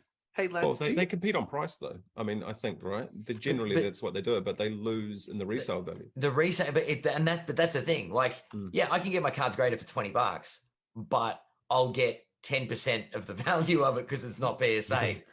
Yeah. So I wonder in the next 12 months that equation's going to flip around, though, because like just recently there was 35 Australian dollars. You could send your cards in, and that's postage to America and back, and PSA graded. Yeah. So I think there's been a lot of money put into PSA, and they're clearly increased their throughput. They've done 1 million cards this month. So if you assume at the bottom that they continue to do 1 million cards a month, I think it's pretty fair to say that they'll get through the backlog, and they'll even be able to increase that and then open up reduced grading prices again. And then if you're an optimist, you might say, well, actually, they might get to 1.2 million graded cards a month. Like, do you know what I mean? Like, it's not outrageous to think that. Yeah. Yeah, they're just going to bottom out the pricing for thing, though. I mean, that will be a natural progression as the population of everything graded expands. Everything will sort of normalize, and they've done so many 10s. I mean, that's one thing that separates BGS and PSA. The BGS 10 and the BGS 10 black label in particular, are actually rare. Yeah.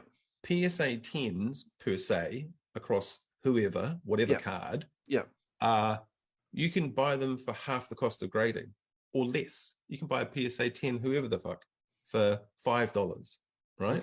You're probably less likely to find a PSA 10 whoever the fuck versus a Zion or a Luca.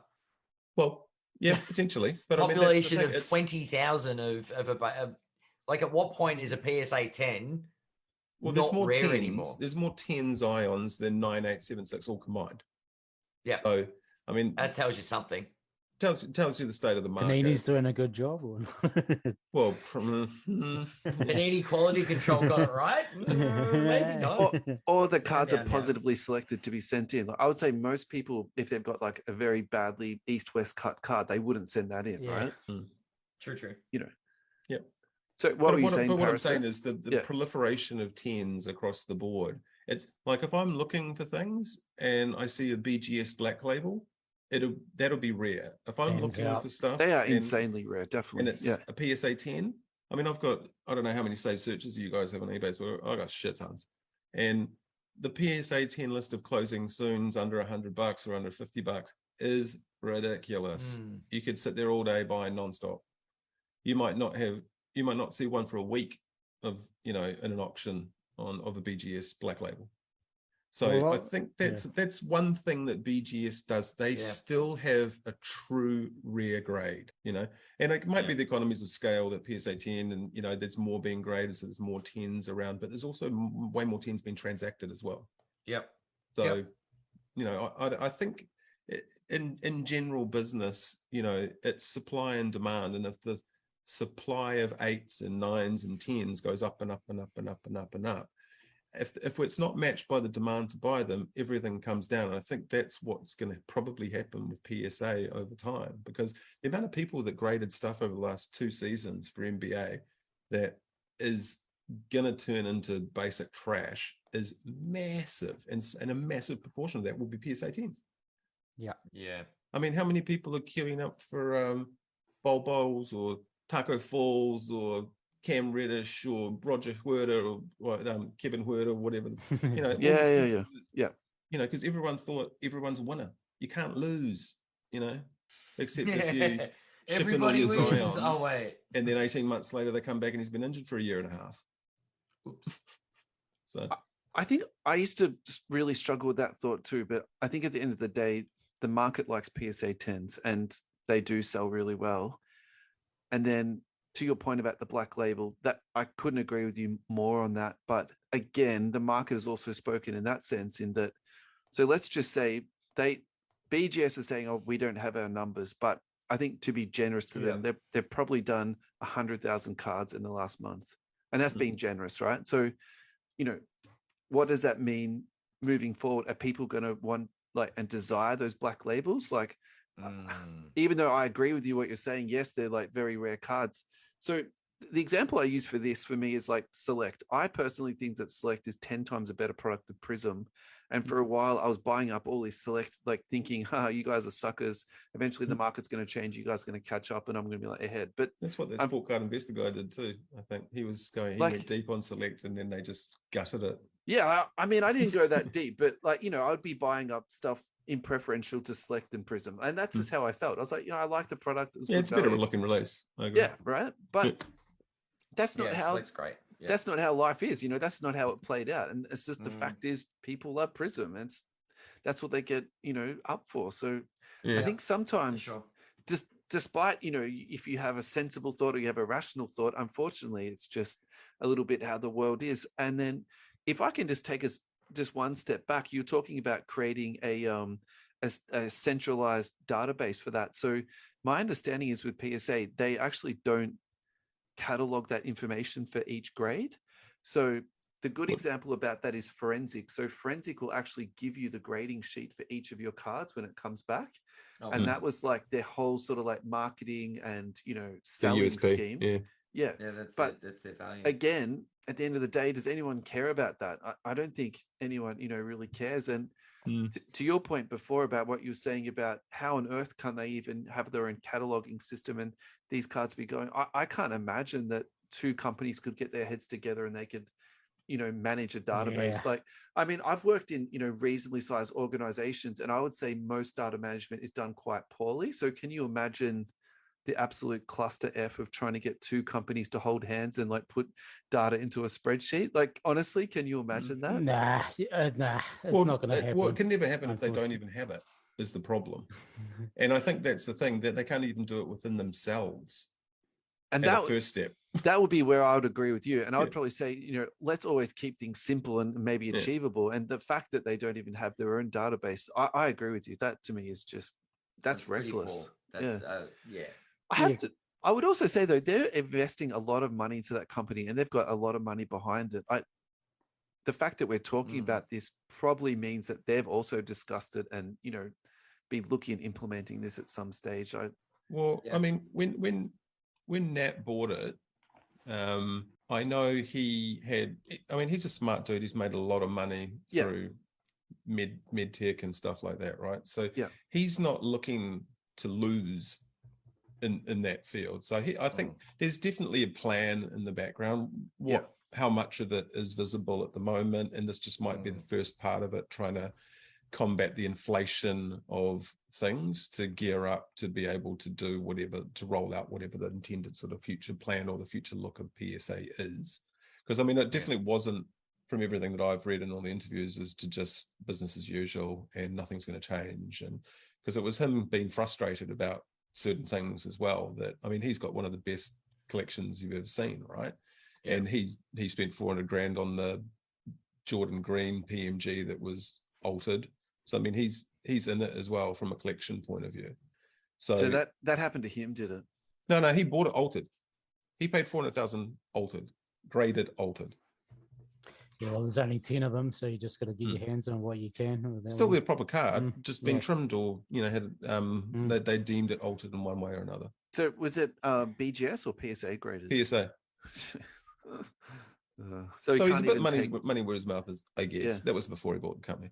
Yeah. But I think the hope was, because he was kind of one of us, for lack of a better term, because he had a fucking epic, he was way bigger than the average collector. Yeah. But the hope was that because he's kind of one of us, that he would take all our frustrations, and surely they should be doing A, B, C, D, whatever, and then make those things a reality for us. But you still got to run a business, and you still got to make money, and you still got to service your customers, and you still got to do all that other BAU stuff.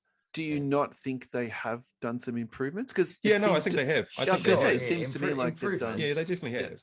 They definitely have. We do need to remember that, for us it's a hobby, and well, for a lot of people now it's a business. Yeah. Collectors, it's not just collectors in the space, is what I'm saying. So that is big business. Well, that's because I guess some people are more hypersensitive about it, because it's never been a money making thing for me. Yeah. The only cards that I've ever sold anyone is to another Stottlemyre collector here in New Zealand. That's it. Yeah. Because I've got multiples of things that are really hard to find, and I like the fact that there's another collector.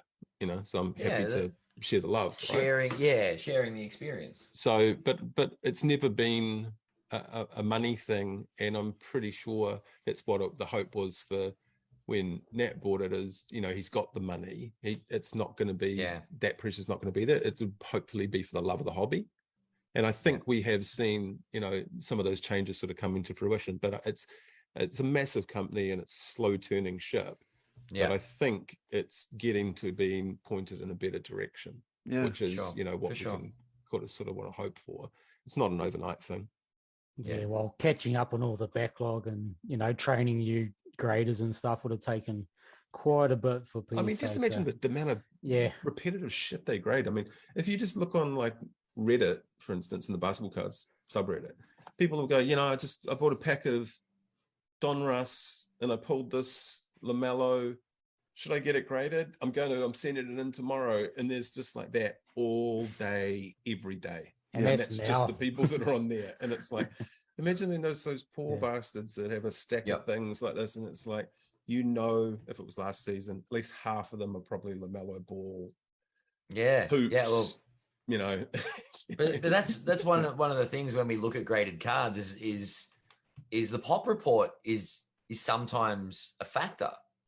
And look at Luka Zion Prism base in excess of 20,000 PSA 10. Yeah. How many do you know? Like, come home from work, it's like, oh yep, 40 PSA 10 Zions today. It's like, that was fun. I found one on the street. It's like, anything exciting happened? Yeah, one of the Zions came back a 9. So, that's rare. That's pretty rare. I got a PSA 6 Zion. It's a population report of 1. But I guess that's where it gets kind of crazy when you look at the price differential between 9s and 10s and the population difference between 9s and 10s. Yep. And if you're a smart investor, it's like something doesn't quite add up there. It doesn't make sense. Well, as a someone experienced with the hobby, but like we were sort of talking about before we started, the amount of new retail money that came into collecting. People were getting COVID checks. They couldn't necessarily spend on the things they used to spend on. There was more fluid money floating around that was looking to get spent. And, our little hobby was one of the things that benefited from the attention and having that liquidity in the market. But I think what you saw and what I was saying before was that all that really was, similar to a lot of other things, was just a revenue extraction. Yep. It was like things got built up, and the people that have been around for a long time, and even the breakers they would know that this is not sustainable, as you were saying, Russell, around certain things. And it was like, well, I was starting to look at it and go, well, who's going to get left holding the hot potato at the end of it? Because this just can't keep on going like this.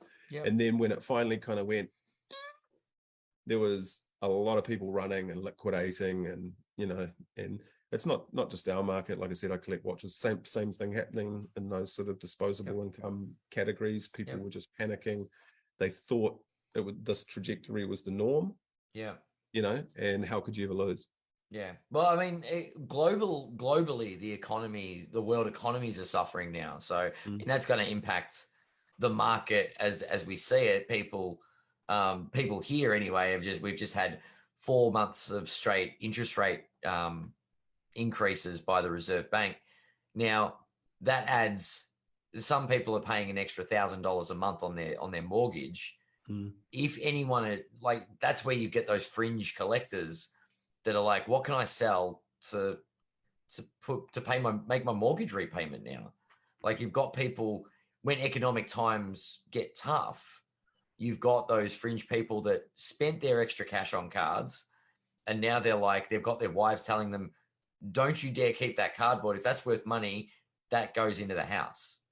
And that's why I think when Russell said it was a buyer's market, the way the economies are around the world at the moment is really stimulating that. People are trying to sell things. And I mean, the way to curb inflation, which is, what a lot of people or a lot of countries are seeing, is you either raise taxes or you force spending back into certain things.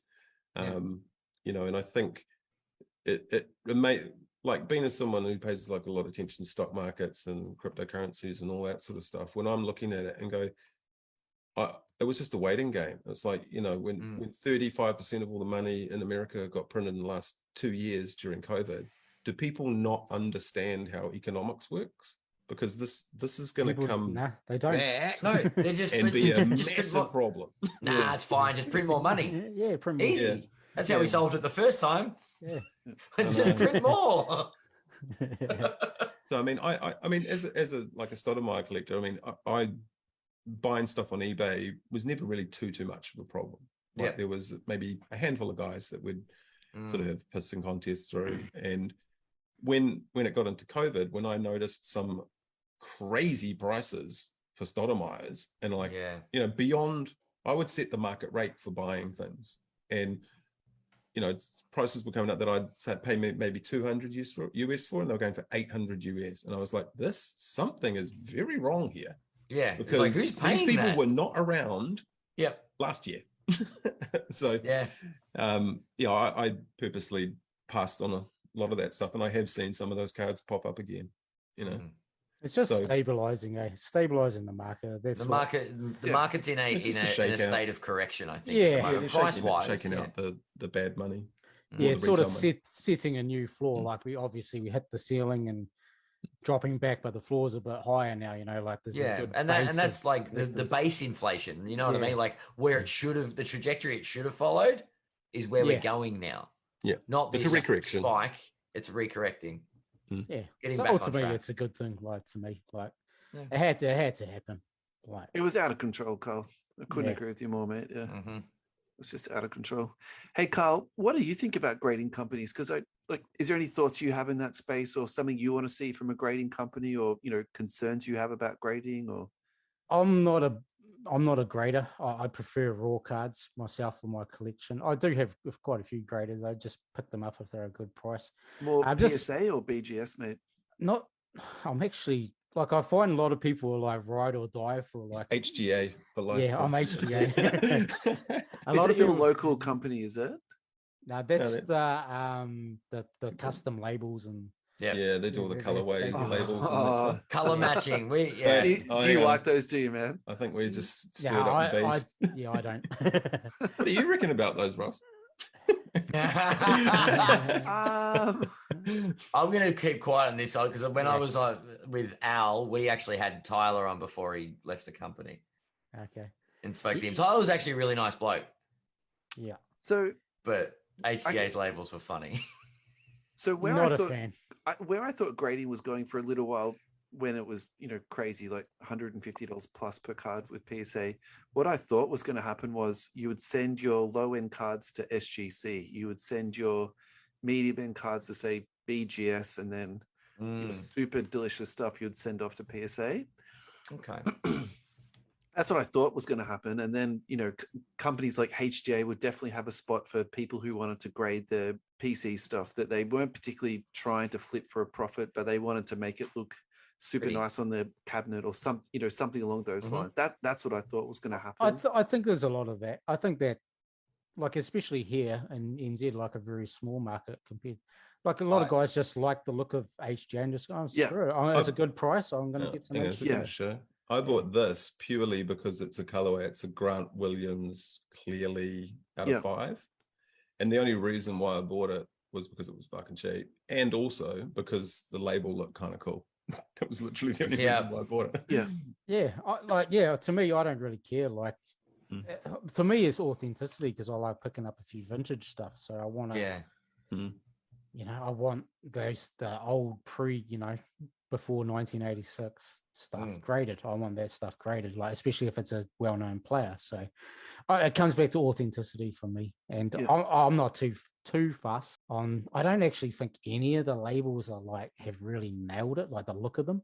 Like the BGS slab's a bit heavy. The PSA one looks like a bit like a computer printer. So I like HGA's tried something different. But dot matrix printer, that's what it reminds me of too, man. Yeah. What you boys brought up at the start, like when we started talking about grading stuff, is what's your point of difference to make people want to buy, to grade with you?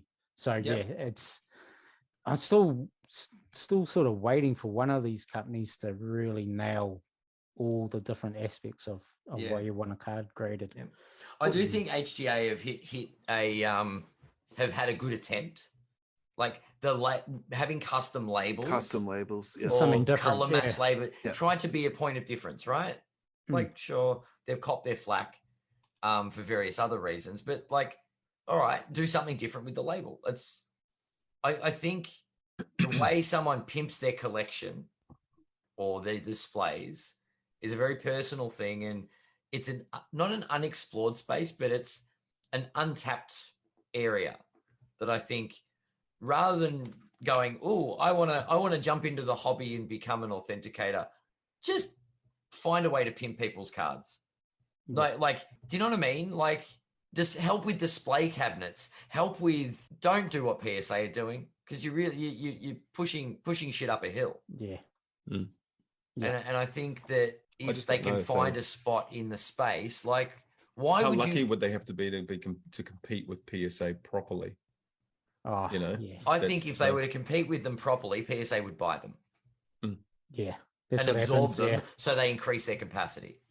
Yeah, they just get acquired. Don't be about it. Is that a reason? If I'm a grading company, if Russell and I say, look, we've had fun podcasting, but now we want to grade cards. Good on you. We think we've got enough experience. Yeah. I think the better example of that is if ESPN buys our show out. That's it. I like it.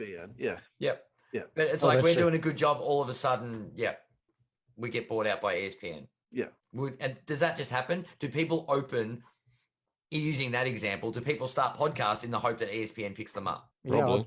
Yeah. You know what I mean? Like, it's like, I know I'm not going to compete with the biggest shows on the market, but if one of them sees that we're doing something good, they'll just absorb us into their lineup. Hey, I've got no problem saying this publicly. I'm praying that someone buys my company and pays me out. So anyone who's into, like, medical companies, stuff like that, please hit me up, buy me out. Let's go.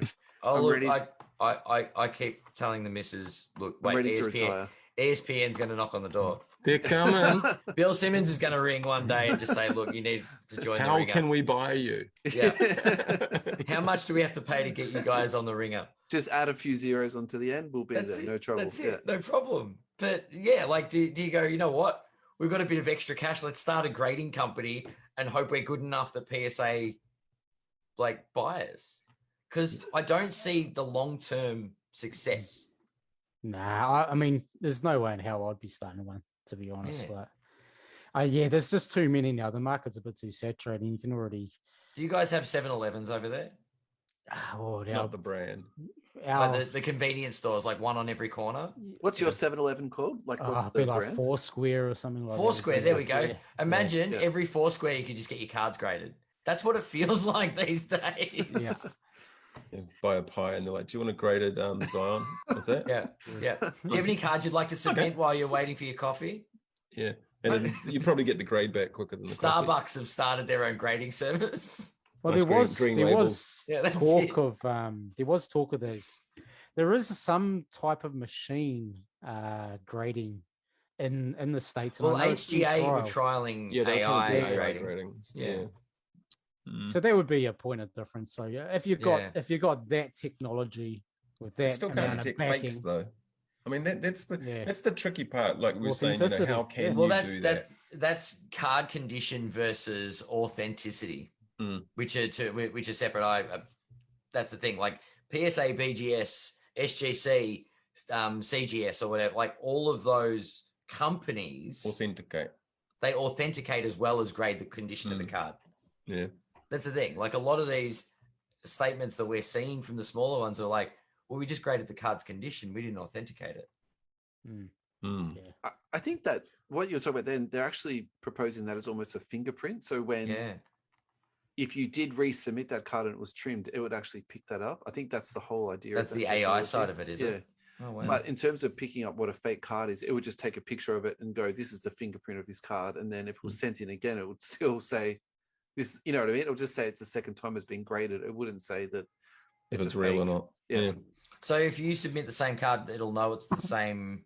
Like if it's not serial numbered and it's 2 silver prisms, you can tell it's trimmed by the dimensions, of course. But the comparison that I was reading, the best explained it was like a fingerprint. It literally will pick up all the tiny little differences and put it together as a picture and then create a profile for each card. Wow. So, yeah. It's a lot of work. Eh? If they could use that technology to catch criminals instead, maybe.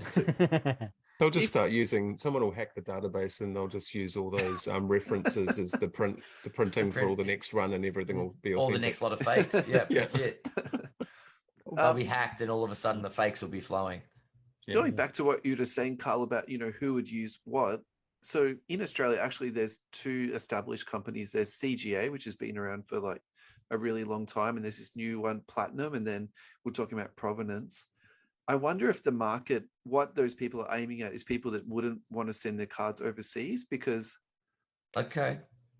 I actually think that's the market they'll be tapping into, because there's a lot of people that would just find that whole process, too daunting, or Yeah, I can understand that. to fill out all the forms and then go down to the post office and do the customs form, and then have to worry about insurance, and then is it going to get there or not, all that type of stuff. I think that would just take all that out of it. And possibly the other cards that are in the market over there, like for people that collect AFL or NRL or whatever it is, if that's enough that they're unlikely to get faked potentially, because it's a smaller, more enclosed market in Australia. The interest in the cards will probably never leave Australia for a whole bunch of it, right? So it's a little bit more of a self-contained process. It's not susceptible market, to it doesn't have those market forces where you can get incremental way more money by copying. I think CJ has got a very good local reputation. So to go by what you're saying, then that makes a lot of sense. Is there a card grading company like that in New Zealand? It would be pretty dodgy if there was one. There was one that, I can't remember the letters they're using. God only knows. But they started with TCG, sort of tradable card game sort of grading, and they were looking at getting into sports grading. I don't know about the authentication part, because you need to know a lot about the history of cards and product and printing and to do authentication. It just would not be worth it to do here. I don't think it'd be worth the fallout potentially, and that's if the bigger guys can't get it right, I doubt someone in New Zealand or Australia is going to hit it out the park just somehow. Just randomly. So that's where I think maybe that example of Australia probably makes a bit more sense, because the local market, if it's strong, you can just service that local market for cricket. AFL. AFL cards are relatively You can go into your local card shop and just chuck these in for $20 and get them graded in the B bag next week, sort of thing. Well, that's the last time we hung out. Platinum was doing a deal, a convention special. It's $20 a card, flat rate. There you go. Didn't matter what. Didn't want the value. Submit your cards. And that was just grading? Yeah. Was it? Yeah. I don't know if it was authentication as well. I didn't try and sneak any fakes past, but it'd be interesting. Not trying hard enough. But I guess the thing is that authentication part comes with the guarantee, the brand, you're putting your your reputation's on the line by authenticating. You're legit saying this is the thing, and if it ends up it's not the thing, well, that's a pretty damaging thing. Yeah, true. So maybe they say, well, hey, it's on you. We'll grade whatever you send us. So Providence has got nothing on their website whether they grade or authenticate. So it's a perfect business model, really. Yeah. I think we can start that up. I could do that today. Carl, I'm all on board with your theory about this. It's just all about authenticity. I'm with you 100% now, man. Yeah. That's what it comes down to me at the end of the day. Like, it's either that or you're just all about making money. Really. Well, you see it with the autographs as well, like the in-person autographs, where they, have obviously a division of PSA that are just autograph ninjas. It's the same guy that's on like Porn Stars, the guy that comes in and looks at all the signed vinyl and all movie posters or whatever it is. He's an ex-PSA guy, and they've just got a massive database of authentic, say, letters that, say, Elvis, for instance, that he had written and signed, and they've got all these snapshots of all his signatures, and all they do is check to see that the ink is real pen and not a facsimile print, and so they look at that sort of stuff, and then they compare it to known guaranteed authentic examples, and they go based on that, yay or nay. So do you guys like those autographs, or do you just prefer the Panini authentic ones? Yeah, I don't like the on just in-person ones as much. I don't know why. I just don't. Even though it should actually be better. I don't know if I do cards. I like it on stuff like boxing memorabilia, gloves, and all that sort of stuff. That's kind of cool. Yeah. But cards, yeah, I like the manufactured one. If they're a rare, if they're like your PC and they don't sign really anymore, for they're not signed to Panini or whatever, like say like a Ron Harper or a guy like that maybe hasn't been in any releases for a long time, and you're a Bulls fan or whatever, and you can get a Harper card signed in person, it'd probably be pretty cool. But I don't think it'd necessarily be the well of where I would go to for autographed anything. I'm too much of a skeptic, and I just wouldn't feel comfortable putting my money into that stuff, even if it was PSA authenticated. I can't really explain that for any good reason, but that's just how I sort of feel. It's a personal preference, I guess. I could almost do Stoudemire autographs at the moment. Like I get people asking me, "Hey, do you reckon this autograph's legit?" Watch out for CGA submissions from New Zealand. Yeah, probably. It's like, I've got about 100 of them, so I'll have a look. I'll compare it to these ones. Like I saw something the other day. It was a photo from the National of a card, like a tri-auto upper deck old one that had Kobe Bryant on, and it was one of the first times I'd seen Kobe sign Kobe Bryant. First and full last name. And I was like, geez, that's pretty cool. I haven't seen one of those before, because it went Kobe and then kind of like 8 at the end of it. And then he started doing 24s, 23 sometimes, 24s or whatever it was. But having like Kobe and Bryant on it, I was like, wow, okay, but it's on an upper deck authenticated. But the cynic in me goes, I haven't seen that before. So was it a horizontal or a vertical card? Vertical. It was a vertical one. Yeah. Oh, wow. So I was like, wow, that's, and I've been around enough that if I haven't seen one, they're probably rare, or at least uncommon at the very least. I've never seen one like that. Yeah. So my initial thought was my initial thought that it was like a horizontal card. So then they had lots of space to, sort of pen it out. Because I've got a Larry Bird auto like that, and it is amazing. I know most of my cards are vertical, but I just couldn't go past this one. It's just like, oof. So some people have a lot of variance in the autos, don't they? Yeah, early in the career is quite a bit different. Like even just like Damon as an example, it was like he went from Damon ST, and then you could see a D and a squiggle, and it went to sort of DSD, and then sort of a fucked up version of that from there. So you could see the progression from the older ones to the new ones. I guess when they're hype and they're in the league, they're like, shit, man, I got fans, all this stuff, and they're all into it. And then it's just like that dude that does the line, on the new, more recent Panini ones.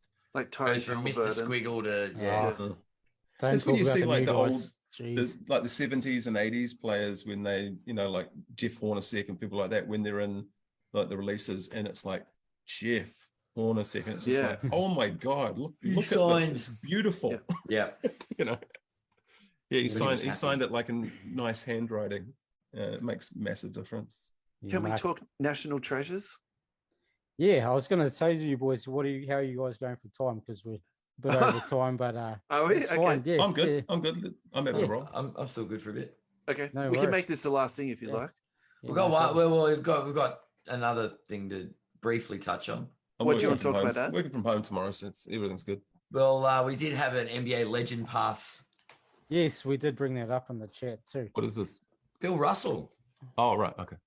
Before we move on to national treasures. Yeah, sure. Let's do that. Ad, you go first, man. I just thought it was sad. It was something we sort of touched on earlier this year. And the comment was made, it was like, when you're collecting NBA greats, when's the right time to buy? And I think sadly, Russell and I were talking about this, and Russell was like, I want to add a Bill Russell to the PC. And we're like, yeah, you better get on that because he might not have long left. And then he sort of it happened. He's no longer with us. And I don't know. I think it was a nice sign of, I saw someone post up on one of the Australian groups that there was going to be a 1-month hiatus on selling Bill Russell cards out of respect. Probably because of what they saw with Kobe. Yep.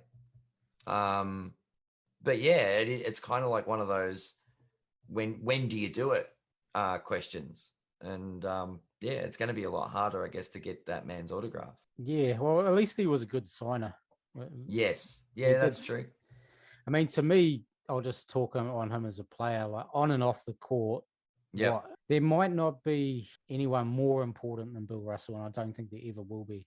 Like Michael Jordan brought the game to the world, but Bill Russell forged, the way for these dudes, man. He's so important, man. He's one of my favorite players. Yeah. Yeah, like I have him number 4 all time. 11 championships, man. Then going to coach and, he stood with Muhammad Ali, all that stuff.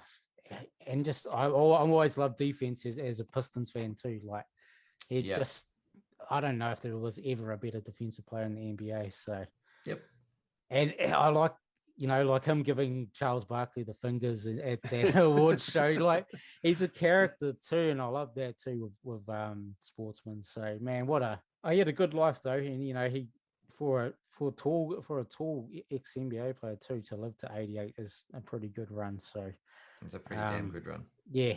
And there's just so many stories of him being awesome off court and helping players and, keeping them grounded and squashing beefs and, just, I think everyone would probably looked at him as, the cool uncle guy that would, step in and say cool stuff. And, even if you hated the Celtics, you probably love him.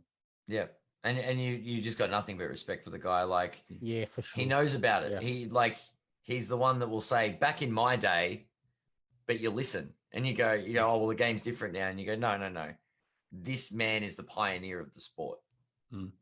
Well, no one's ever going to, I don't think anyone's going to come close to breaking that sort of championship number. No one is. No one. Everyone uses Jordan as the comparison. People can't even get to 6. Nah. Just winning one's freaking hard enough. Like, correct. Our only hope was like Robert Horry, I think, right? That was it. That's it. Coattails. He's going to try and get in. That's it.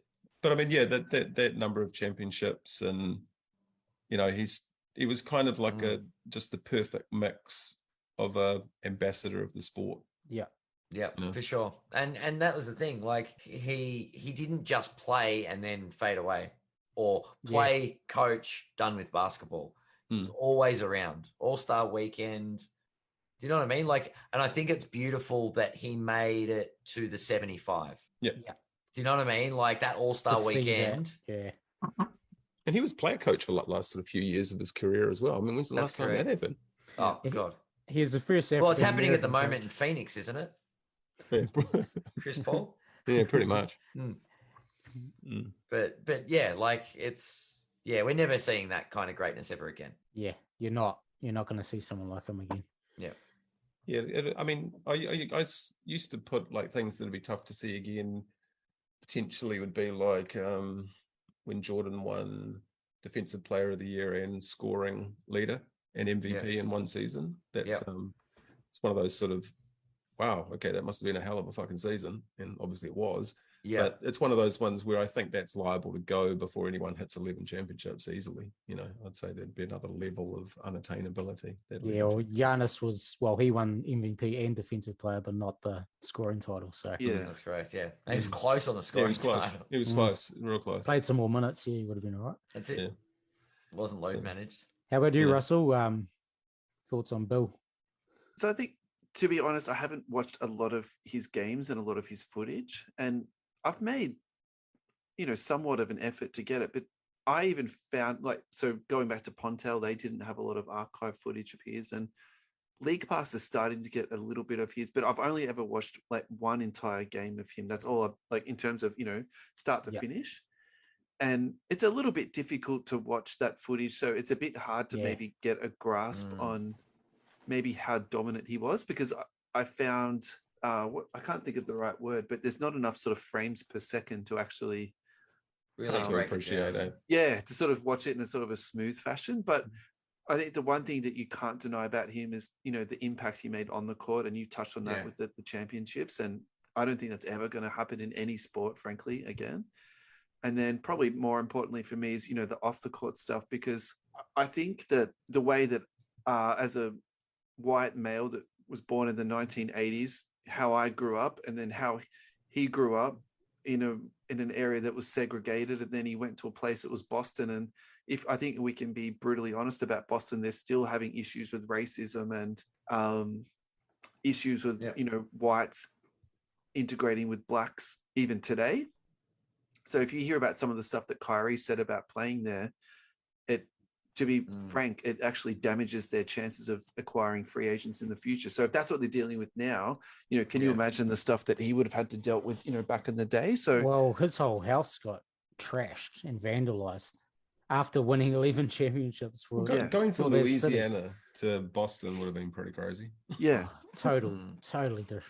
So I think, sometimes I sit around and I'm sorting basketball cards and I'm like, what am I actually doing with my life? And then when you hear about stories with guys like this, you're like, I really need to get myself motivated, And so when I see people like that, though, I think I have a deep admiration for the amount of achievement they've had in their life. So, more so, I'd probably say the off the court stuff with that type of mentoring that he was doing. And then for the civil rights movement that he was doing and for empowering, young and up and coming Black people, because I think he did a lot of space in that education point too, with providing scholarships and all that type of stuff. So I think that's also really important for me, and probably making a modern comparison to that would be LeBron, because he's built a school and he's doing his utmost to rebuild his community and provide that sort of very positive role model. So that's how I feel about Bill Russell, and I frankly think that he's probably a little bit underdone in terms of where he's ranked in terms of the all-time,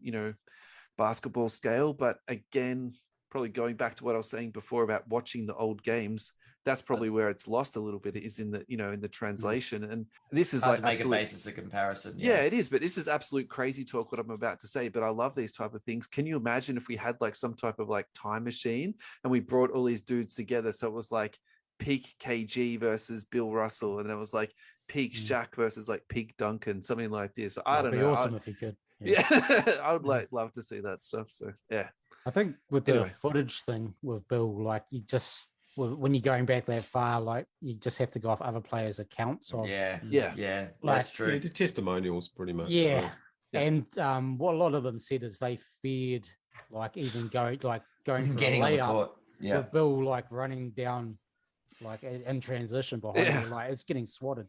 There's a picture, I saw a picture of him jumping over his own player, pinning the ball against the wow. Yeah.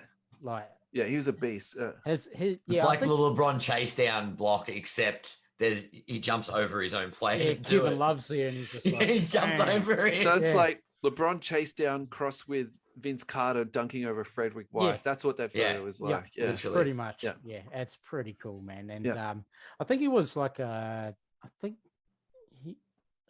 all-American high jumper, long jumper. He was just an athlete, real big athlete. I'm just looking at some of his things. He won 2 in 68 and 69. They won the championship. That's when he was coaching as well. Yeah. Player coach. And winning the championship. Player coach. Yeah. I mean, that's shit. Nuts. I mean, Steve, I don't know. Who could even come close to doing that? I don't think you could these days. LeBron would be the only dude. If he's I'm going to Westbrook. Be the coach now. Westbrook, yeah. Westbrook would play 48 minutes a game. I'd say Chris Paul. I would say Chris Paul. Lead the league in shots. Yeah, it'd be like Chris Paul. Yeah. It'd be Steve Nash could probably take the court again for Brooklyn. Yeah. He probably almost did last season. He probably wishes he could retire. Yeah. Now Bill, great player. Yeah. It was a sad day to have lost the legend of the game, and fortunately, it's just sort of that's going to happen. And it's cool. It's not cool to them, but it's cool that it gives you an excuse just to go through and watch all the stuff again, and read all the history up on them again. It's cool. Brings him into the spotlight for a little bit. Yeah, for sure. I mean, I think he's always going to be the top of the tree when you're talking about the all-time winners. He is definitely the winningest player. Winningest player in basketball. I mean, they kind of made that category to give him his due credit, because he always, it'd always be a Kareem or Wilt would probably be the people that would shove in front of him around that sort of time. Wilt specifically, and then Kareem later. But I guess that's just the thing with eras, and how do you, how do you compare in regards to what people meant to the game in that era? There was none bigger than, and that whole team was full of multiple time winners. I mean, they were just the gold platinum standard of team sport. you know, and there was no better example of a basketball player for team sport than him. Yeah, You know, sure. Ultimate for a team long player. time. You know, so I think you probably won't see that. Even the championships is amazing, but I guess just that level of consistent dominance as well for such a long period of time. I mean, a lot of people say, well, probably Jordan could have done it if he hadn't taken a little hiatus between the three peats, and probably, but that would still put him at 8, right? So, you know, it's even on the best scenario. You know, Jordan's still 3 short. Still a fair way at off, the best scenario, but he even himself spoke about the fatigue after winning 3 championships in a row. So maybe if he had stayed on, he might not have won that next 3. Might not have done, 3-peated again. Yeah. Oh, yeah, Hakeem was a beast back in 94, 95, Hakeem. Yeah. So to get through him, then, again. Yeah, but I think you're right, Carl. I think, you know, it kind of hits a bit different, I think, when you hear his teammates and contemporaries talking about him. Yeah. You know, like, no one talks about Wilt like that. Like, Wilt was always sort of regarded as like the overall better talent. I just was always all about his own stats and all that sort of stuff, you know. Yeah. Everyone like had the respect. Russell Westbrook, really. Here we go again. Without the height. Oh, yeah. So I think, and like I haven't looked into too much recently since he passed, but I was just thinking that I'd probably like to see like his Hall of Fame speeches and stuff like that, and just you know, or people who talked about him at the time, and you know, for sure. I think it's one of those. Well, actually, with him, it's probably a lot of people did know how much of a treasure he was before he left. You know, like so many times you hear, you know, he doesn't get his due credit and all that sort of stuff. I think he probably got more of it in the latter part of his life because he was still active, and people sort of, you know, gravitated towards him because everyone loved him. You know, and he was just like one of the last guys from that era that was still around and visible and contributing and, you know, turning up and being seen and still signing. You know, so if you were lucky enough to get a Bill Russell auto, well, awesome.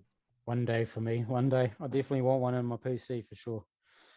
Yeah, I didn't pull the trigger, and I'm not too sure when it's going to happen now, to be honest, because I'm assuming what did happen to Kobe is going to happen to Bill Russell now. So I think no more signing. That's it. Yeah.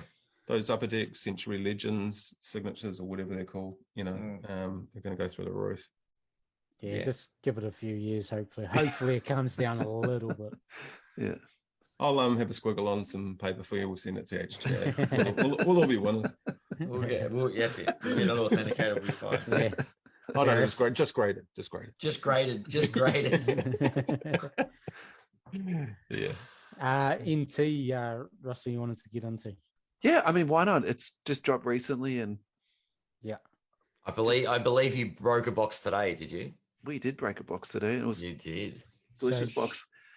So the 2 takeaways that I've had from this product is that I'd say overall the quality control is just a fraction better than the last couple of years, particularly with the edges. And I think that, I mean, more, maybe less so or more so than Noir, but it's the same sort of kettle of fish. I think that's probably the biggest criticism of those 2 products. And then the second thing I would probably say too, just looking through the checklist, and I'd put this same sentiment across even Prism, for example. I think the checklist, they've just done a better job at selecting, you know, better veterans and better old school guys. So you're not sort of getting these guys that you don't even know, you know, who they are, or you never heard of. Stoudemire. What's that? don't say Damon Stoudemire. No, not Damon Stoudemire. Like some of the guys from, you know, the 60s and 70s that, you know, just you literally have just never heard of. Like I think there was a lot of those guys last year that sort of, you know, came through. I think which sort of just soured the boxes just a little bit. Whereas this year, I think they've taken that out. And, you know, I'm not saying they've taken out every single one, but that's my 2 sort of big takeaways, I would say, from those particular products. And look, I don't think they've done anything ingenious to it. I don't think they've changed the product around and made it look, you know, different from last year or anything like that. But I don't think they should.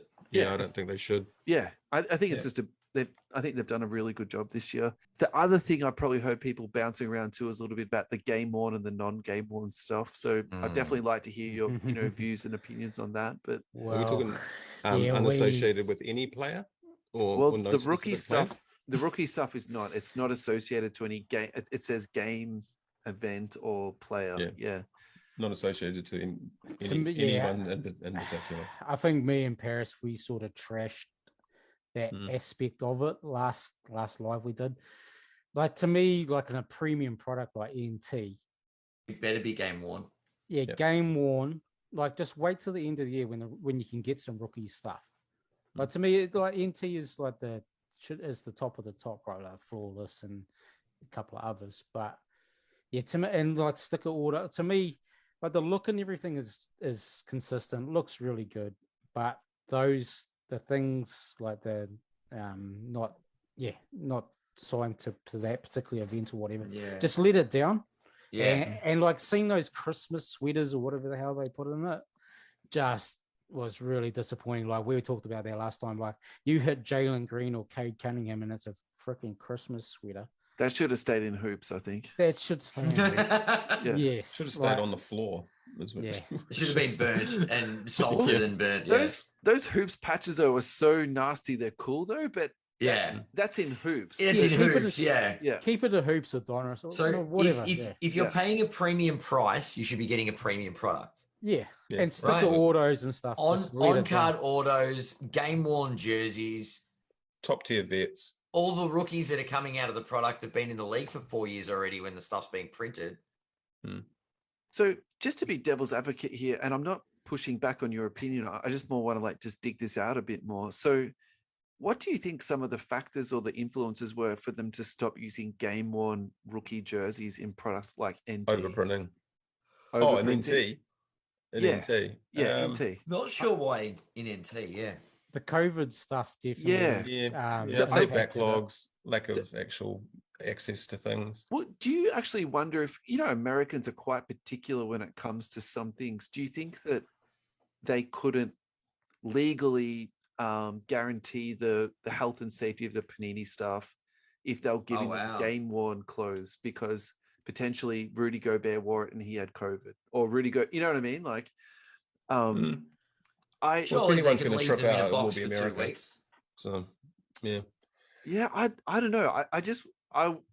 I don't know the answer to this, but I just wonder what is at play there that's, sort of led them down this path, because I'm just sort of trying to go back in my head. So 1920 had all game worn stuff, didn't it? Yeah, it wasn't that long ago.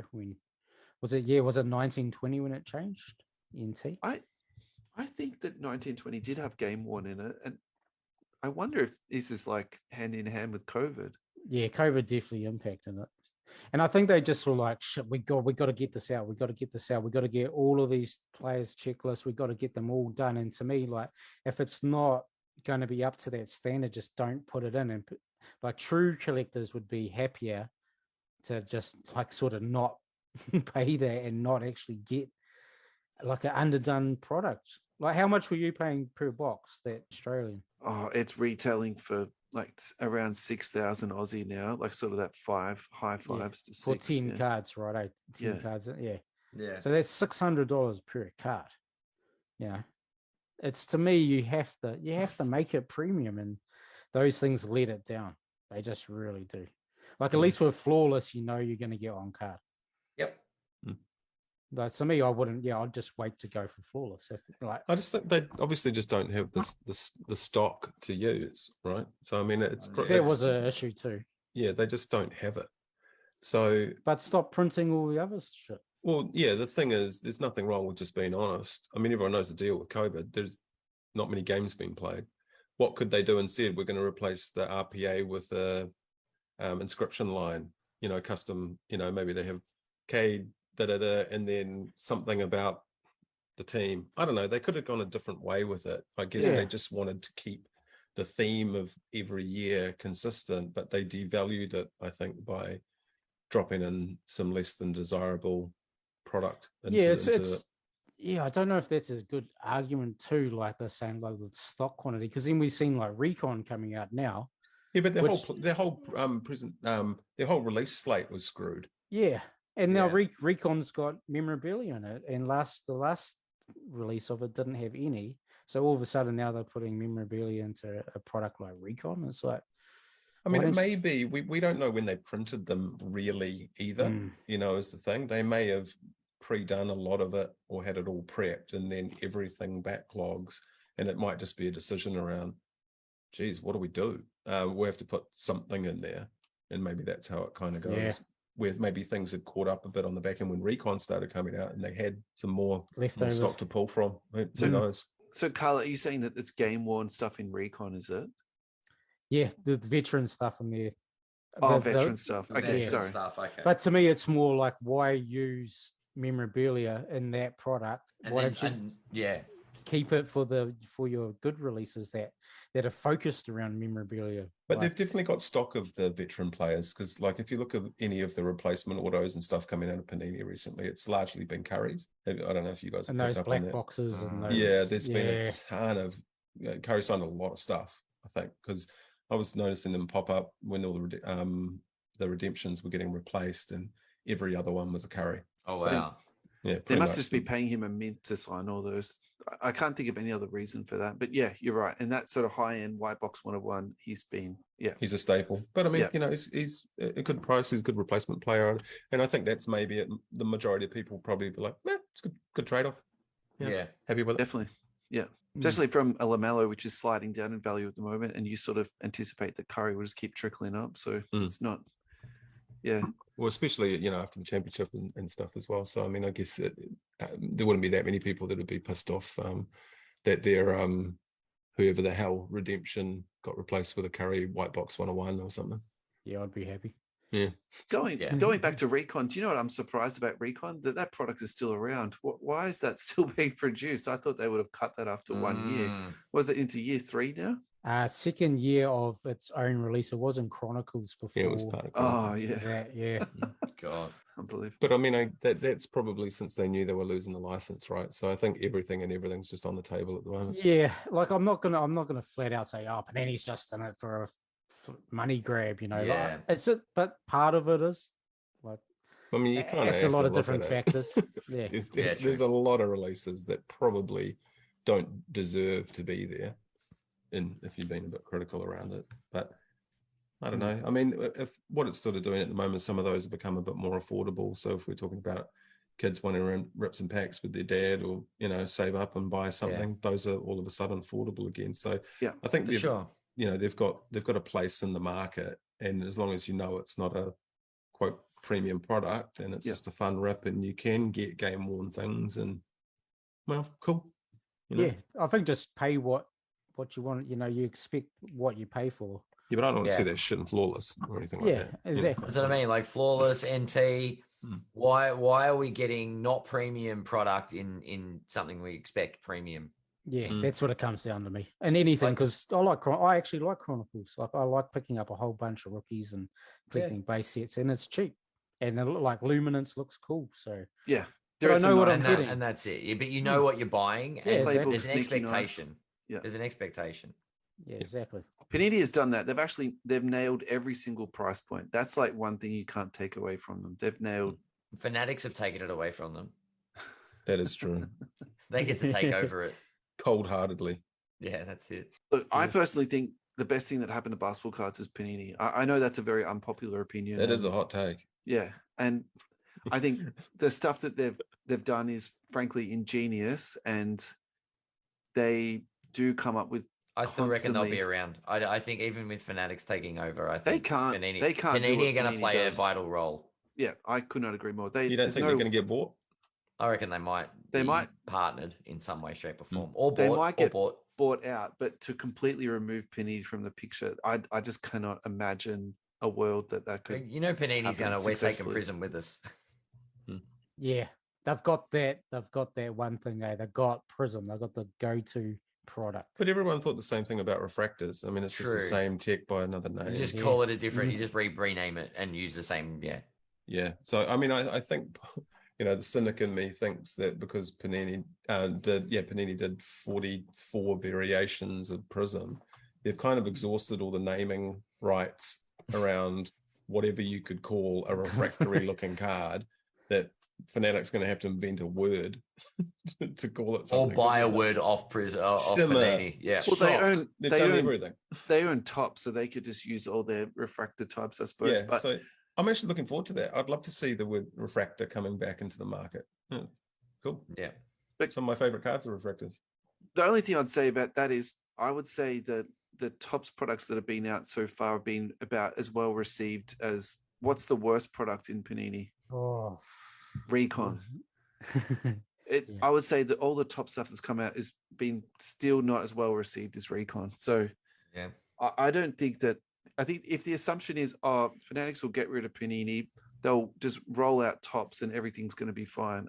I don't think it's all going to be like roses at all. And I think the licensing is a big part of it, though. I mean, there will be, if they bring back Topps Chrome, I mean, if they bring that back with a big rookie class, that'll blow things out of the water again. But I mean, I think what you will see is Fanatics replicating some of the things that Panini did in market, because they're going to want to print at the same volumes. Yeah. So, it might not be 44 parallels, but it could be a dozen or 10 or who knows. Well, they stepped up their game when they released Select with 45 different one of ones. Yeah. So 30, Adam, come on. I know even some of the Topps baseball products have a ton of parallels too. Yeah. And a lot of one-on-ones too, as you're saying. Yeah, that's it. So, I got a one-on-one. So did everyone else. True one-of-ones a thing. Like you see all these word, descriptions sort of popping up. I mean, when true one-of-ones and true gem mints and all these sort of things, it was like, why do we need the word true in here? Is it because there's so much ambiguity around what an actual one-of-one is these days? I thought it has one of one printed on it. It's a one of one. Yeah. For sure. So, but I mean, the market kind of determines the collecting scarcity anyway. In a lot of ways. Yeah, that's true. Some cards just look trash and they're short printed than some of the other ones that are more desirable. That's true. Also, should we tie off, lads? Are we up to 2 hours now? Yeah, 2.5 hours. See, we don't have the consistency, but we have the duration. Okay. Yeah, we've got staying power. When we get our shit together, it's fine. Yeah. See, Russell, this is what would happen on our show if we just didn't try and work within a time frame. This is this is Inception for us, like a segue into segue into segue. Look, if you guys want to do it again sometime, I think so, because there's even the stuff we didn't even touch on there. Yeah, exactly. Yeah. Oh, look, there are rabbit holes galore we can go down and explore. Get into collections, get into showcasing some stuff. It'd be pretty fun. Sure. Yeah, that'd be great. Look, you know what's funny? Like on our normal podcasts, I'm actually the one trying to hold the podcast together, and Ayden and our other mate Twain are the ones going on tangents. Yeah. They did a Marvel MCU one, which I stayed the hell out of. I was like, no, I've got no part of this, and it went for 4.5 hours. The podcast. How many listens did you get on that bad boy? I don't even know. I just stayed away from that podcast. I don't know what. Yeah, so like tangents are our thing. So yeah, I was gonna say that's almost as long as the extended version of Revenge of the Sith. Yeah. What was the one, the Justice League? Zack Snyder cut of Justice League. That was really good. I enjoyed that. That was good. It was just long. Yeah. Cheers, boys, for coming on. Really awesome chat. Heaps of cool things to talk about. Yeah, it was awesome. Yeah, good to meet you guys. Again. Yeah, thanks, I think we can definitely do that again. And it's pretty quiet over here in the NZ at the moment. So we'll, when things ramp back up into the season and stuff too, and some better new releases come out too, it'll be cool to catch up with you guys again. So new releases and some games to talk about, maybe the preseason, maybe the start of the season. Yeah, for sure. So thanks guys for coming on. I don't think you need a special event to have us on. Honestly, if there's a blank spot in your schedule, just please reach out to us. I've had a great time tonight, so I'd love to do it again. It's been a lot of fun. So. Nice to hear. Thanks, lads. Thanks, guys. Awesome. Cheers, guys. Right. See you guys. Cheers to everyone watching and listening. Later, watchers.